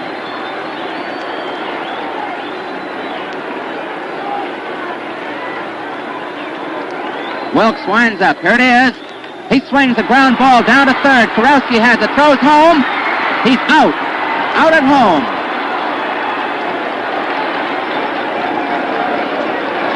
McQuinn stays on second. And Chrisman is on first, a fielder's choice. That was a hard wrap down towards Kurowski. He picked it up through home to Walker Cooper, and Labs was out, sliding in. 5-2 if you're scoring.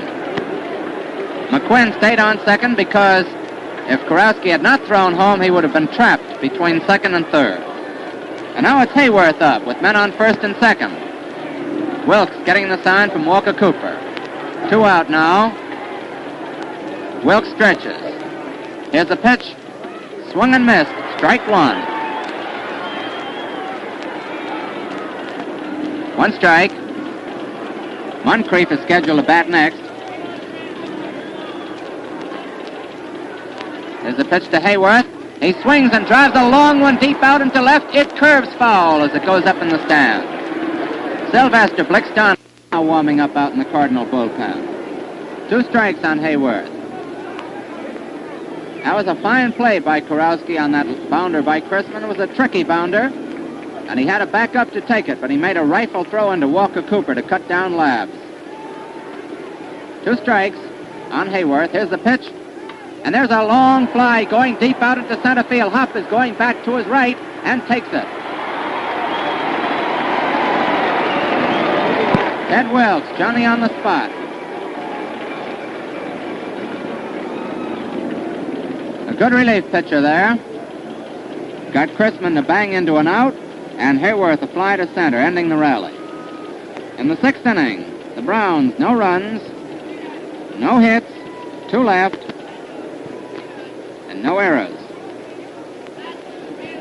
At the end of the first half of the 6th inning, the Cardinals are leading by a score of 3-1.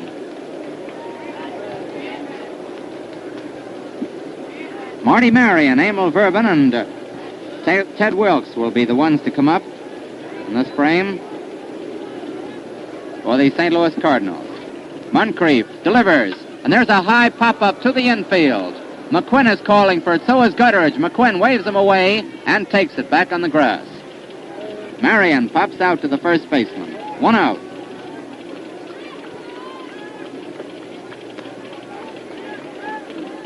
Jack Kramer continues to warm up out in the Browns bullpen, which no doubt means a pinch hitter for Moncrief come next inning. Verben up, 2 hits today for him. Here's the pitch. A curve comes over for a strike. Coming right down the middle. Verben single to center and was left in the 3rd, single to left to drive in a run in the 4th. Here's the pitch. Strike 2. That curve nipped the outside corner. No balls, 2 strikes. Ted Wilkes on deck. Here's the pitch.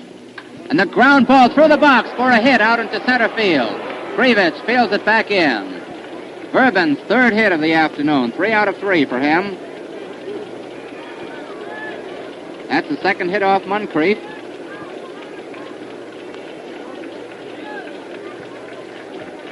Verben now has 7 hits and 17 trips to the plate. Wilkes up, making his first appearance at bat.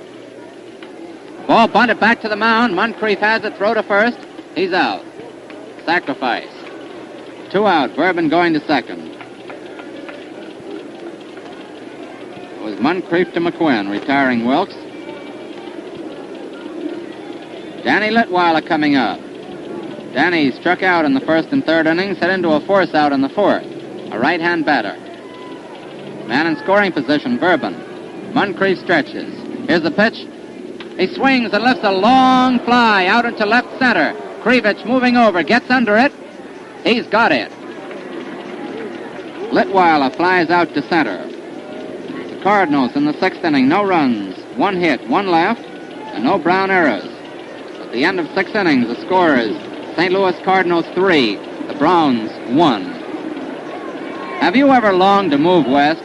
Well, here's your chance to do that and perform a vital service for your country. Thousands of civilian workers are desperately needed now in Pacific Coast Navy yards. These establishments back up our Pacific Fleet that's slugging it out with the Japs. Ships must be repaired and returned to fighting condition. Supplies must be kept moving. And thousands of men are needed, both skilled and unskilled, to keep things humming. If you're not engaged in equally important war work, go to your nearest United States Employment Service office or your local civil service representative regarding jobs in West Coast Navy yards. You get housing reservations before you leave, free transportation, vacation and sick benefits. If you're an unskilled worker, you earn while you learn in the Navy Yard. And now we're going to pause 10 seconds for station identification. This is Mutual. WGN Chicago 11.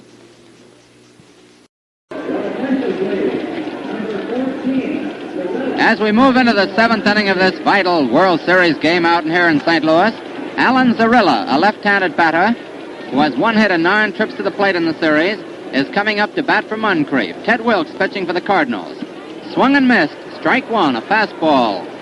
Coming down, blazing fast down the middle. Zarilla went around on it. Left-hand batter, wide stance, right foot towards first. Outfield pull to the right. Here's the pitch. Inside, ball one, 1-1. Zarilla's from Los Angeles, California. Seventh inning. The Brownies trailing 3-1. If the Cardinals win, it's all over. Here's the pitch, and there's a high foul coming back on the screen. Walker Cooper started after it, then let it go as he saw he couldn't get near it. 1 ball, 2 strikes on Zarilla, Z-A-R-I-L-L-A. Alan Zarilla, called Zeke by his teammates.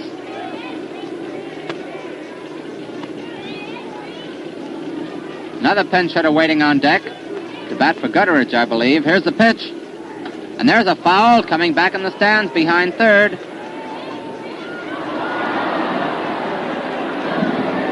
One ball, 2 strikes on Zarilla. One of the fans made a great catch in there and got a hand from the crowd. Floyd Baker is waiting on deck to hit for Gutteridge. Luke Sewell going all out with his pinch hitters. Ted Wilkes working. Here's the pitch. Struck him out.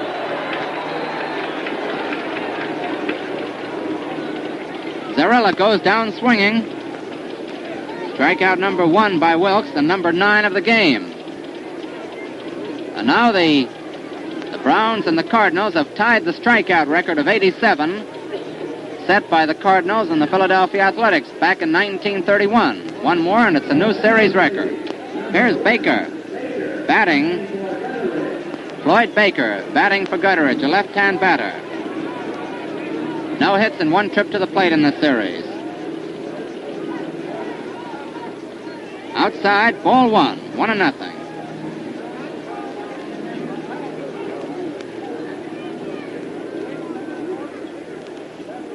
Ted Wilkes goes into his motion.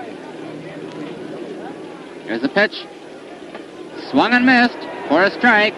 A high, fast one. He went around on it. 1 ball, 1 strike. 1 out, nobody on. The Cardinals lead in the series 3-2. And in this game, after trailing 1-0, they came back and are leading 3-1. Wilkes goes into his motion. The pitch, fouled right back. Strike 2, 1-2. Mike Krivich on deck. The Browns have gotten only 3 hits today. A triple by Labs, followed by a single by McQuinn for a run, and a double by Krivich in the 3rd inning. 1 ball, 2 strikes. Baker up. Floyd Baker, B-A-K-E-R. Wilkes winds up easily, throws.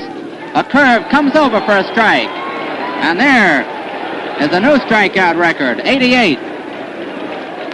Now the Browns and Cardinals in this series have set a new strikeout record for all World Series competition, 88. And any subsequent strikeout will make a new record.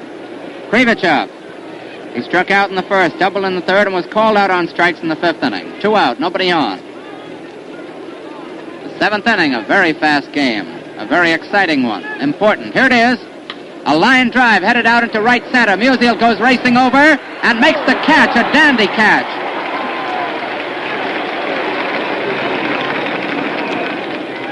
That was a line drive into right center. Stanley Musial went racing over, nabbed it down at his shoot top, stumbled, but held on to the ball. And the Browns in the 7th inning go out in order. No runs, no hits, none left, and no errors by the Cardinals. The end of the first half of the 7th inning, the score, St. Louis Cardinals 3 and the Browns 1. Just as soon as the game ends today, Bill Corum will give you the highlights as he saw them from the press box. Don't miss his dramatic, colorful story. Stay tuned for Bill Corum. Going in at second base for the Browns, Floyd Baker, who batted for Gutteridge. Baker now playing second base. Waiting for the new Brown hurler to make his appearance. We're not going to give it to you until it's official. Jack Kramer was warming up out in the bullpen.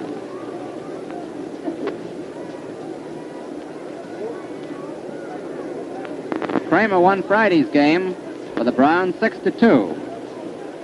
In 9 innings, he gave up 7 hits, struck out 10, and walked 2. Pitched a courageous game because the Cardinals threatened many times in the late innings. Coming out of the Brown dugout now, Jack Kramer. New Orleans lad. Good-looking fellow with a lot of stuff. Just coming out now. The Cardinal hitters in this frame will be Johnny Hopp, Stanley Musial, and Walker Cooper.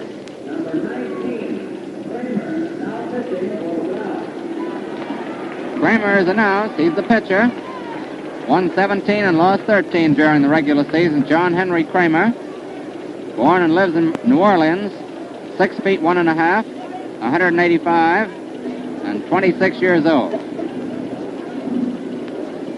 After receiving an honorable discharge from the Seabees back in 1943, Kramer won 8 and lost 2 for Toledo. He has 1 victory to his credit in this series, no defeats. Series stands at 3-2 in favor of the Cardinals. If they win tonight, it's all over. They're the world's champions. However, if the Browns win, the series will go to the 7th game, which will be played on Wednesday.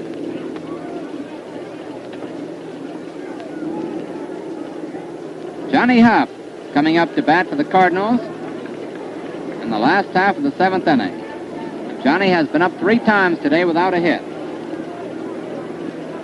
George Castor is now warming up in the Browns bullpen, and Harry Brackeen warming up in the Cardinals bullpen. Kramer goes into his motion. Here's the pitch. Up high, ball 1, 1-0. It's uphill now for the Browns. They've got 2 innings, and they're trailing 3-1. The Cardinals now up in the last of the 7th. Here's the pitch. Outside, ball 2, a curve breaking away. 2-0. Kramer smooths out the dirt, tosses away a pebble out there on the hill.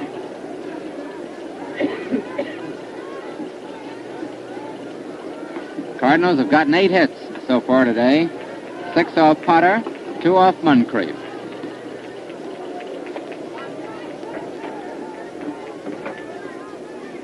Hopp batting left-handed. Kramer goes into his motion. Here it comes. A strike, a fastball right down the middle. 2-1. Hopp steps out for a moment, looks down at Mike Gonzalez for a sign.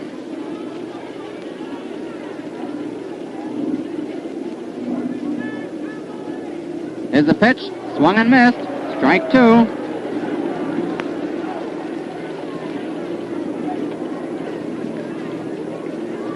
Johnny Hopp up.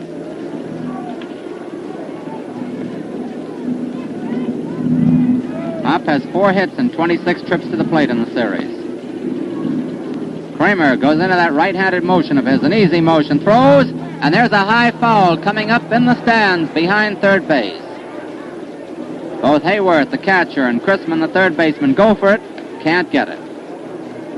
2 balls, 2 strikes. The count on Hippity Hop.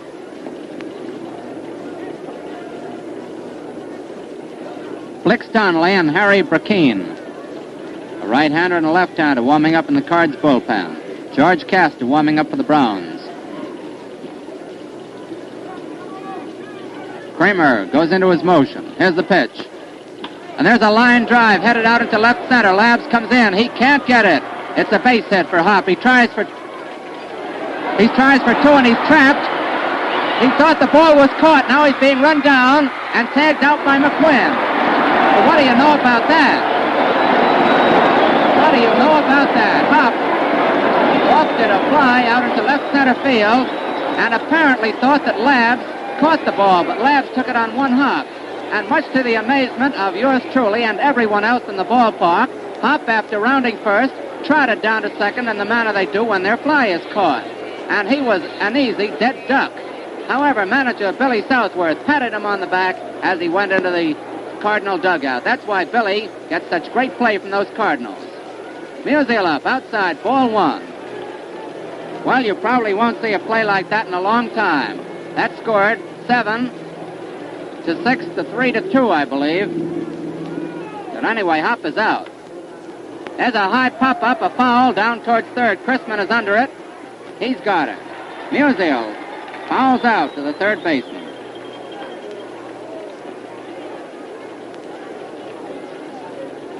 We'll try to get the scoring on that hop out for you. Pretty near every Brownie in the ballpark handled the ball. Walker Cooper up. Lined out to Stevens, who made a great catch in the second, walked and scored in the fourth, got an infield hit in the fifth. Here's the pitch. A ground ball headed out to left field. It's a clean hit. Labs is coming in. He throws it back in. Cooper popped down first. And the crowd is yelling, go down. That's hit number 2 off Kramer. Hop gets credit for a single on his blow, but he's out. Then Musial fouled out to the third baseman, and Cooper has now singled to left. Ray Sanders up. 1 out of 2 today, plus a base on balls. Sanders bats left-handed. Kramer stretches. Walker Cooper on first. Here's the pitch. A strike, a fastball coming down the middle. Strike 1. The scoring on that hop out is 7-6 to 3-4. That's left field to shortstop to first base to second base. Sanders waits. Kramer stretches. Here's the pitch. Inside, ball 1. 1-1. 1 ball, 1 strike. Sanders up. Kramer stretches. Walker Cooper on first. 2 out. Here's the pitch. A strike, a curveball. Comes over the outside corner. 1-2. 1 ball, 2 strikes. 2 out. Walker Cooper on first. The Cardinals leading 3-1. The Brownies having at least 2 more chances.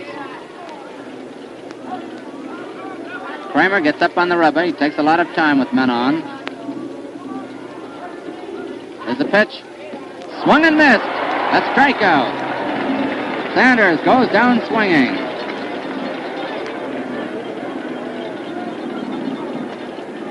In the 7th inning, the Cardinals, no runs, 2 hits, 1 left, and no errors.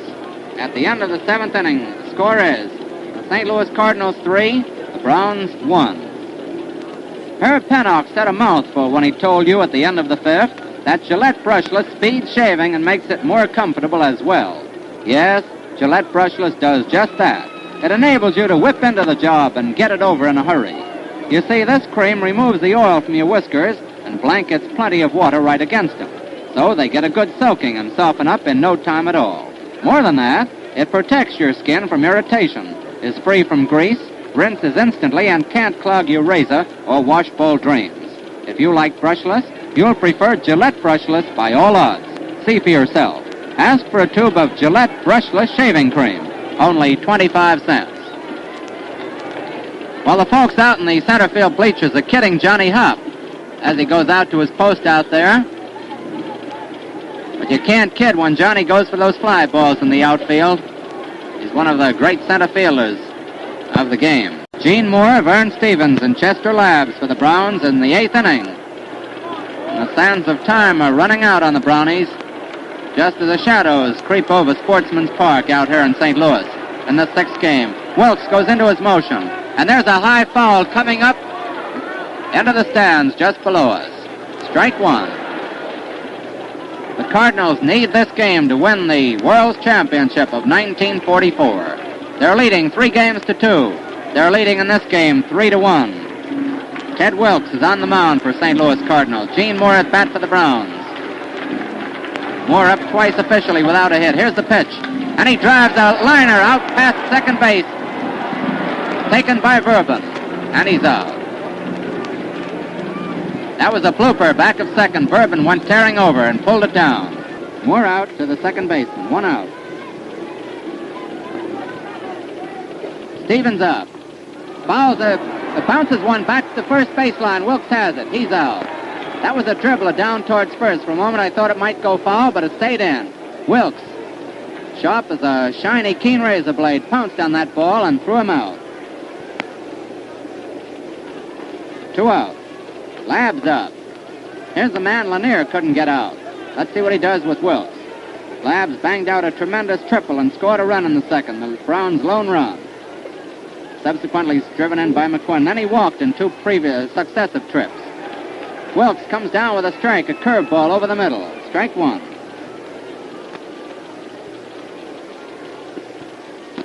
Here's the pitch.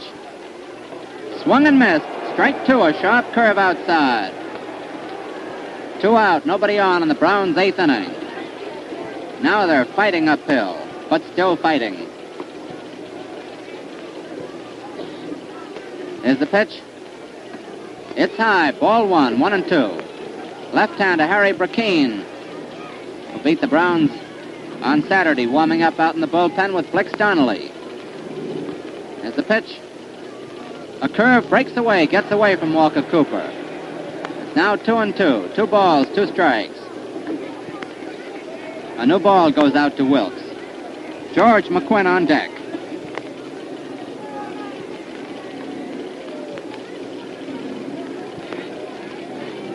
The Browns haven't gotten a man on base off of this Wilkes. There's a curve breaking away. Ball 3, 3-2. Wilkes relieved Lanier with 1 out in the 6th inning. Men on 2nd and 3rd, and they haven't gotten anyone on except Chrisman, who hit into a fielder's choice, a man being out at the plate. Here's the pitch, and there's a high foul going out down the right field line. Sanders goes back for it and makes the catch. Labs fouls out to Sanders. The Browns in the 8th inning. No runs, no hits, none left, and no card errors. And that leaves the Brownies the 9th inning. The end of the first half of the 8th inning. St. Louis Cardinals 3, the St. Louis Browns 1 in this great World Series out in the great municipality of St. Louis. Remember, fans, stay tuned for Bill Corum when the game ends. He'll give you the stirring, human side of what's happening out on the diamond this afternoon. Last half of the 8th inning. Jack Kramer on the mound for the Browns. Gave up 2 hits in the previous inning. He's going to face Kurowski, Marion, and Bourbon with the National League champions, the Cardinals.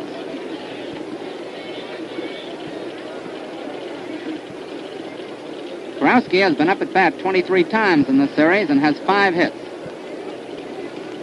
Last half of the 8th inning, the Cardinals 3, the Browns 1. And the Cardinals, leading in games 3-2, are home if they win this one. The Browns are going to fight it out in that 9th inning. They've come from behind so many times this year that no one here in this ballpark is counting them out. We'll have the attendance figures for you in just a moment. Here's Kurowski coming up now to lead off the Cardinal 8th, a right-hand batter. Kramer, a cool workman, goes into his motion. He pumps. Here's the pitch. A slow ball, too high, ball 1. He pulled the string on that one. Ball 1. 1-0. Kramer winds up. Here it is. A foul, a hard foul driven past third base, and it split the bat. Kurowski walks in for a new bat. The bat boy brings it out to him. 1 ball, 1 strike. The attendance today, ladies and gentlemen, 31,630. The lowest attendance of the series. The total receipts today, $142,062. 1 ball, 1 strike on Kurowski. Kramer with a new ball, goes into his motion, throws. Inside, ball 2, it almost hit him. Kurowski ducked away. 2 balls, 1 strike.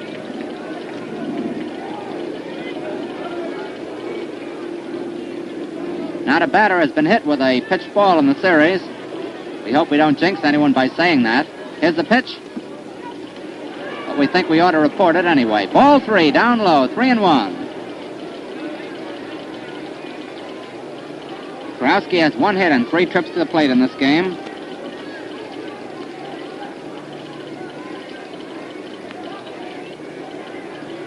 Kramer getting the sign. Here it comes. It's fouled, and now we have a full count, 3-2. The foul came back on the screen. 3-2.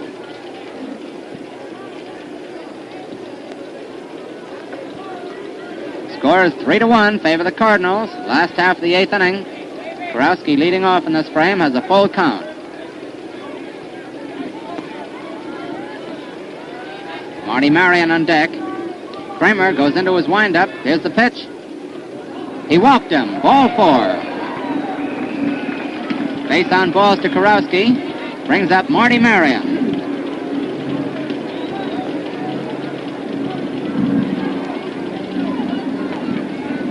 Marion has 5 hits and 22 trips to the plate in the series.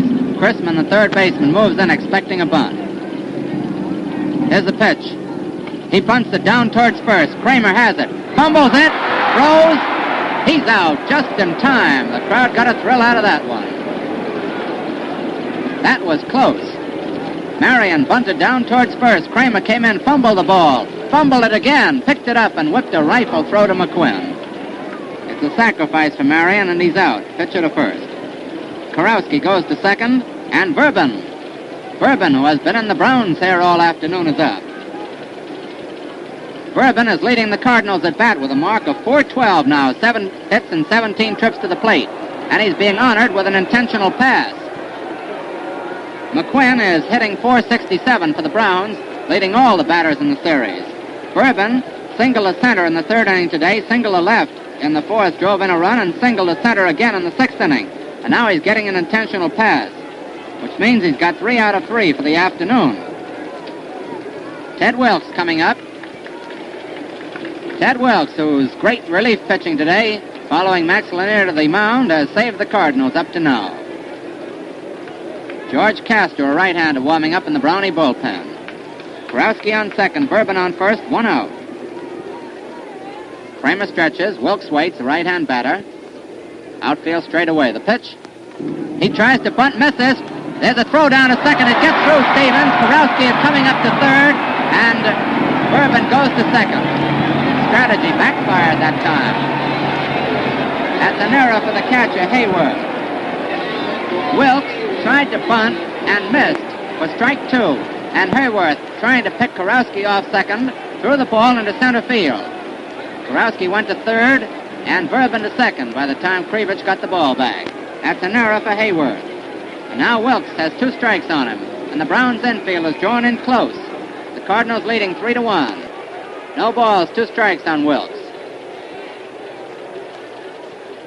Kramer shakes off one sign by Hayworth. Now takes another. He's pitching with a windup. Here's the pitch. High, ball 1. 1 ball, 2 strikes.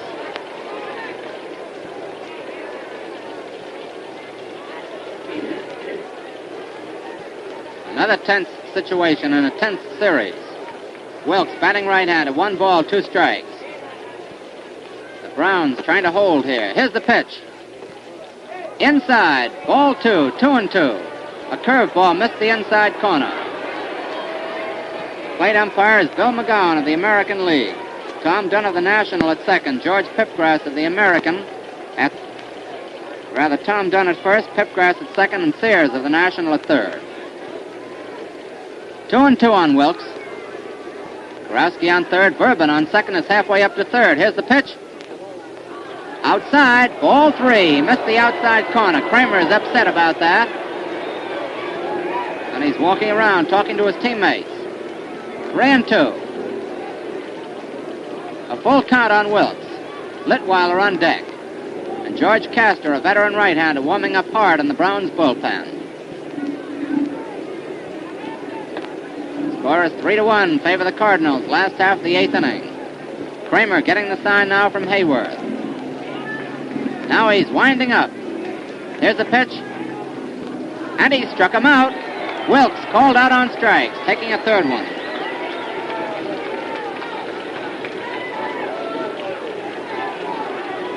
That's the second strikeout for Kramer. And now the Brown infield goes back to normal playing position as Litweiler comes up with 2 out. Litweiler has been up 4 times without a hit in this game, and Potter, who preceded other Brown pitchers to the mound today, struck him out twice. Litweiler up, 2 out, 2 on, men on second and third. Here's the pitch. He swings and misses. Strike 1. Litweiler has 4 hits and 19 official trips to the plate in this series. One of them a home run yesterday. Strike 1. Kramer winds up. Here's the pitch. And there's a drive right down to Stevens on one bounce. He throws. He's out. Litweiler hits a hard one to Stevens, who took it on one bounce and threw him out. Cardinals in the 8th inning. No runs, no hits. 2 left and 1 Brown error. At the end of the 8th inning, the score is the Cardinals 3, the Browns 1. You've seen a base runner break from first on the windup only to be nailed at second. We saw that today. He was the victim of a pitch out. He was outguessed. Well, when it comes to outguessing Tough Beard, Gillette Lather shaving cream is right in there, too. You see, it's water that softens wiry whiskers for quick, easy shaving. And it's water that Gillette Lather holds the barrel of. Yes, sir, this cream holds water as a sponge does, and releases it freely, soaking every bristle through and through. Not only that, but Gillette Lather stays wet on your face, keeping your stubble properly conditioned for your razor all the time you're shaving. Men, enjoy slick, easy shaves, smooth-looking and refreshing. Ask for Gillette Lather shaving cream. Only a quarter. Here's the 9th inning. And let's see if those Cinderella Browns can come from behind as they did so many times during the great American League season. George McQuinn, Mark Chrisman, and Red Hayworth in that order. McQuinn up, the 9th inning. The Cardinals are leading 3-1. McQuinn up. Here's the pitch. A strike.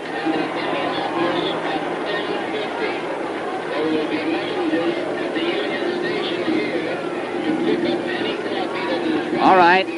Here's the pitch. Inside, ball 1.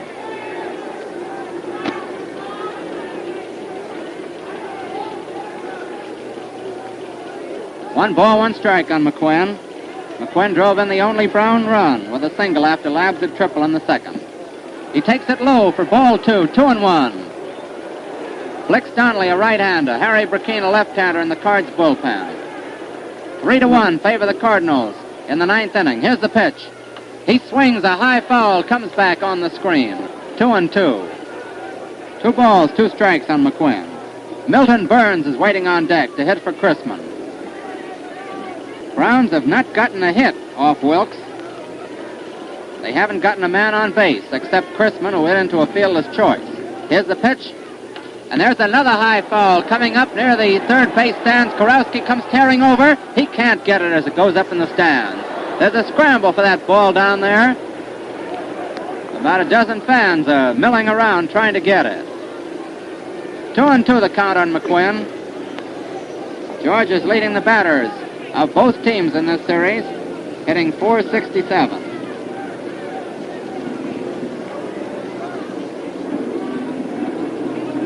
McQuinn, by the way, is batting 1,000 today. A single, a sacrifice, and a walk. Wilkes goes into that easy motion of his. Here's the pitch. And there's a long fly headed out towards left field. It's curving. Litweiler goes over and takes it in foul territory. A great running catch. Running into the stands after he gathered it in. A great running catch by Danny Litweiler. And Whitey Kurowski, who was out there chasing it himself, said, "Attaboy, Danny." 1 out. McQuinn flies out to left to Litweiler. Milton Burns, B-Y-R-N-E-S, is coming up now. Mike Shartak, another pinch hitter on deck. Burns batting left-handed. Swings and misses. Strike 1.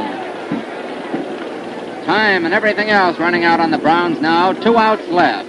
They need 2 runs to tie. They're back 3-1. Is the pitch high, ball 1.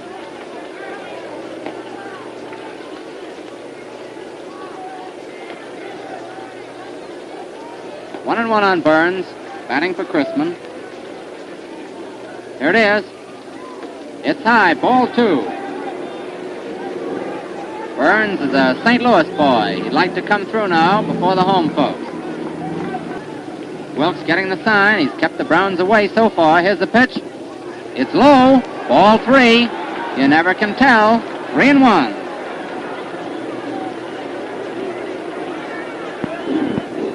Burns has been at bat once in the series, officially without a hit. Mike Shartak on deck.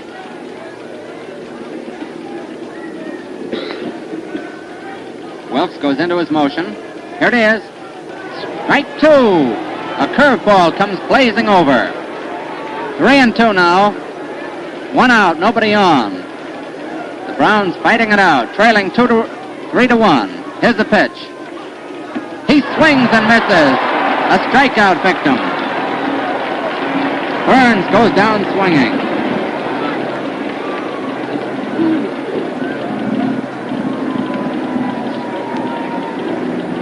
Strikeout number 3 for Wilkes. Mike Shartak is coming up now. He also hits left-handed. He's a Brooklyn boy.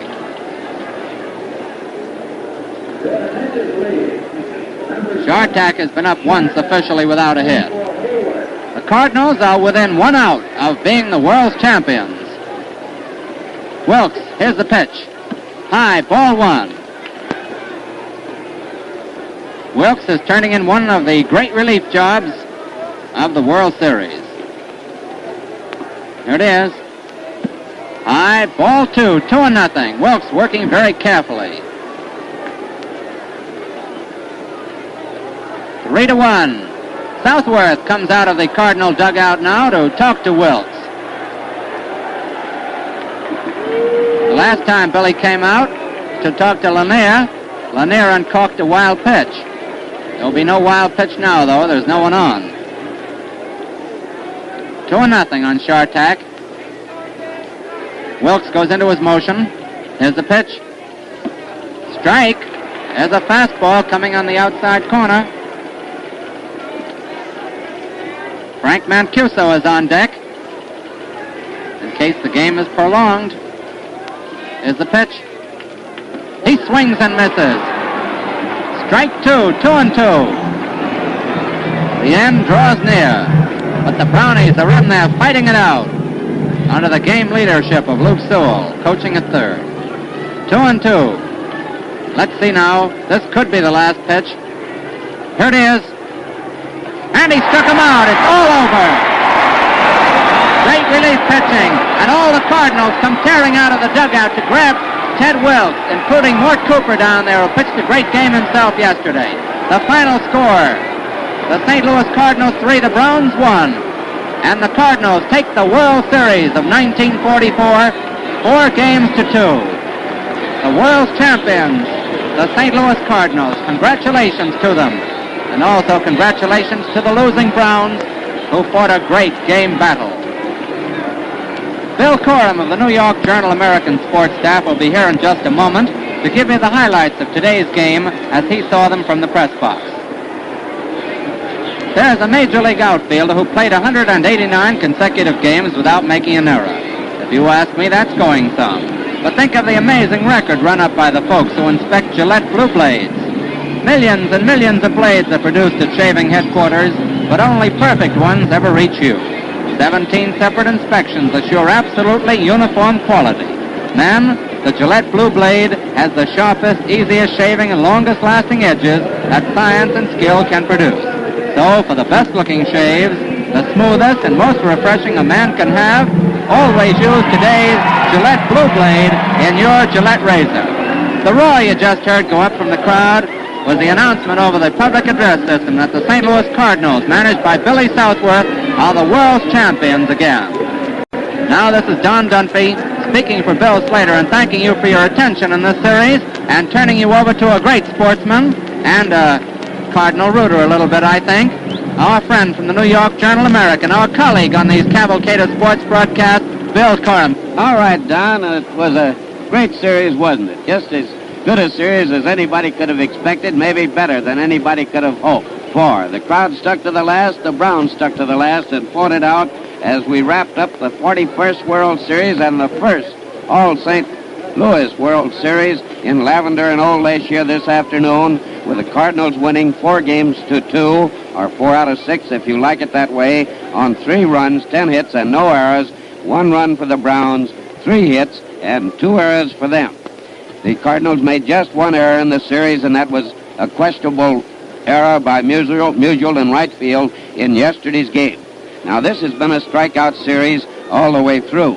Today, they established a new record for World Series play with 92, 14 between the two teams today, and that breaks the old record of 87 set by the Cubs and the A's back there in 1929. The Browns were just one short of the strikeout record set by the Cubs in 29, which was 50. Just one short. They got 44 today.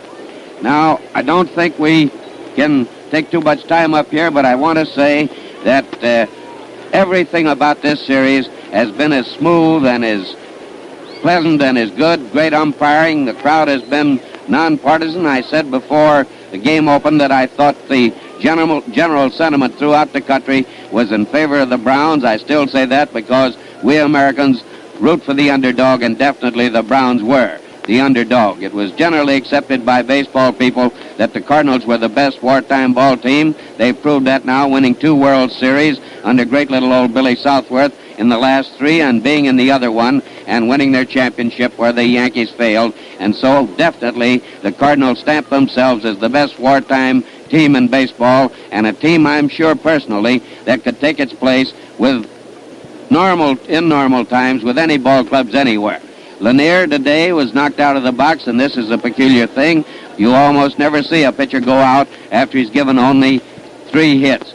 But Lanier went out here this afternoon because he was beginning to press. He threw a wild pitch that worried Southworth, and he rushed Ted Wilkes in, who pitched a perfect relief job. I think Lanier might have made it, but anyhow, he gets credit for the game, and that's the second game he's won in 2 World Series. He didn't finish either one of them. In fact, he didn't start the other one. The one he got credit for was 1942 against the Yankees when the Cards used a whole flock of pitchers, and Lanier was the one finally given credit.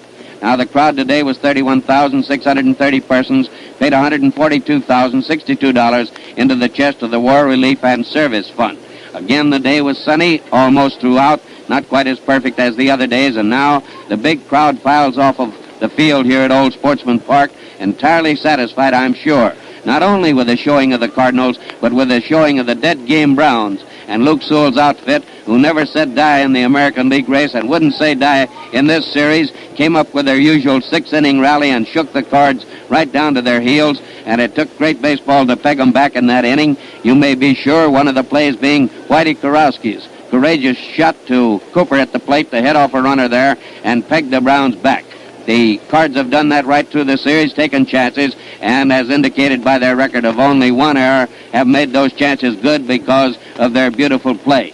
It would be unfair not to say that the play of Marion at shortstop has been something out of a storybook. Lots of grand plays. Hopp made a beautiful catch out there. I'm talking now about the series as a whole and not of this one game. Stevens turned in some gorgeous plays at shortstop. McQuinn was a tower of strength for the Brownies at first base and probably wound up the series as the leading hitter, though I haven't got the figures right here yet. I haven't had time to total up my scorecard, but he was leading going into today, and Musial was the next hitter, and Musial wasn't very potent today. Emil Verban was getting 3 hits. Every time he came up, his first 3 times, 3 singles. Great little ball player, and all the way through. Cooper's catching, I think, has been superb. He let a fastball get away from him, but it might have been scored a wild pitch. The scoring has been good, however. The umpires must just be patting themselves on the back. The boys hardly said one unpleasant word. They hardly looked at an umpire in this whole series. And that's a wonderful thing. I know Judge Landis, listening in, and we hope he is, must be happy at the way Leslie O'Connor, Ford Frick, and the handsome Mr. Will Harridge of the American League have run this series, and the way it's been conducted in true American-like sportsmanship with fair play everywhere. And we want to thank your listeners for being entirely fair and so good to us to overlook the mistakes that must happen when people are talking fast and trying to think fast and add up a lot of figures and keep records that run back for 50 years. It's not the easiest thing in the world to do. I hear on every hand that my colleagues Don Dunphy and Bill Slater have turned in a wonderful job. The people out here in St. Louis are beginning to like them very much, and that makes us very happy. I think Don's around here somewhere, and I'm going to let him say a little more. I don't know where Slater has disappeared to, but I want to bring Don back for any final observations he might like to make on the series. Come in, Don. Well, Bill, I just want to say what you have already intimated and what the fans who saw the series and those who have listened to it already know, that it was one whale of a series. And right up until yesterday, it was very much in doubt. The teams went into yesterday's game 2-all, and I might say that I think the play that finally ruined the Browns as far as winning was concerned was Mort Cooper's great play on an attempted sacrifice bunt to throw out Moore yesterday. From that time on, the Cardinals seemed to roll on, but the Browns fought on. They took the lead today, and even when the Cardinals passed them 3-1, the Brownies, the Cinderella team of 1944, continued to fight on. I just want to thank the good people out here in St. Louis, the sports writers, the editorial writers, and all of them for their hospitality, and we hope we'll be back here soon again. Bill? Right, Don, we might go over the final figures right quickly once for the sixth and final game in the series, in case somebody tuned in late. The Cardinals won 3 runs, 10 hits, no errors. The Browns 1 run, 3 hits, and 2 errors, and the Cardinals won the baseball championship of the world in the best 4 out of 6 games. And fans, that's that. And the saga of another World Series goes into the book. But Gillette's Cavalcade of Sports carries on. Every Friday night, the year around, we're on the air at 10 o'clock Eastern Wartime with a rousing, fast-action sports event over most of these same stations. Join Don Dunphy and me Friday nights on the Cavalcade of Sports, and we'll have fun. So, fans, until next Friday night at 10 o'clock Eastern Wartime, this is Bill Corum saying smooth sailing, smooth shaving, and good afternoon from your host, the Gillette Safety Razor Company, Don Dunphy, and Bill Slater. This is Mutual. This is WGN, the voice of the people, Chicago 11.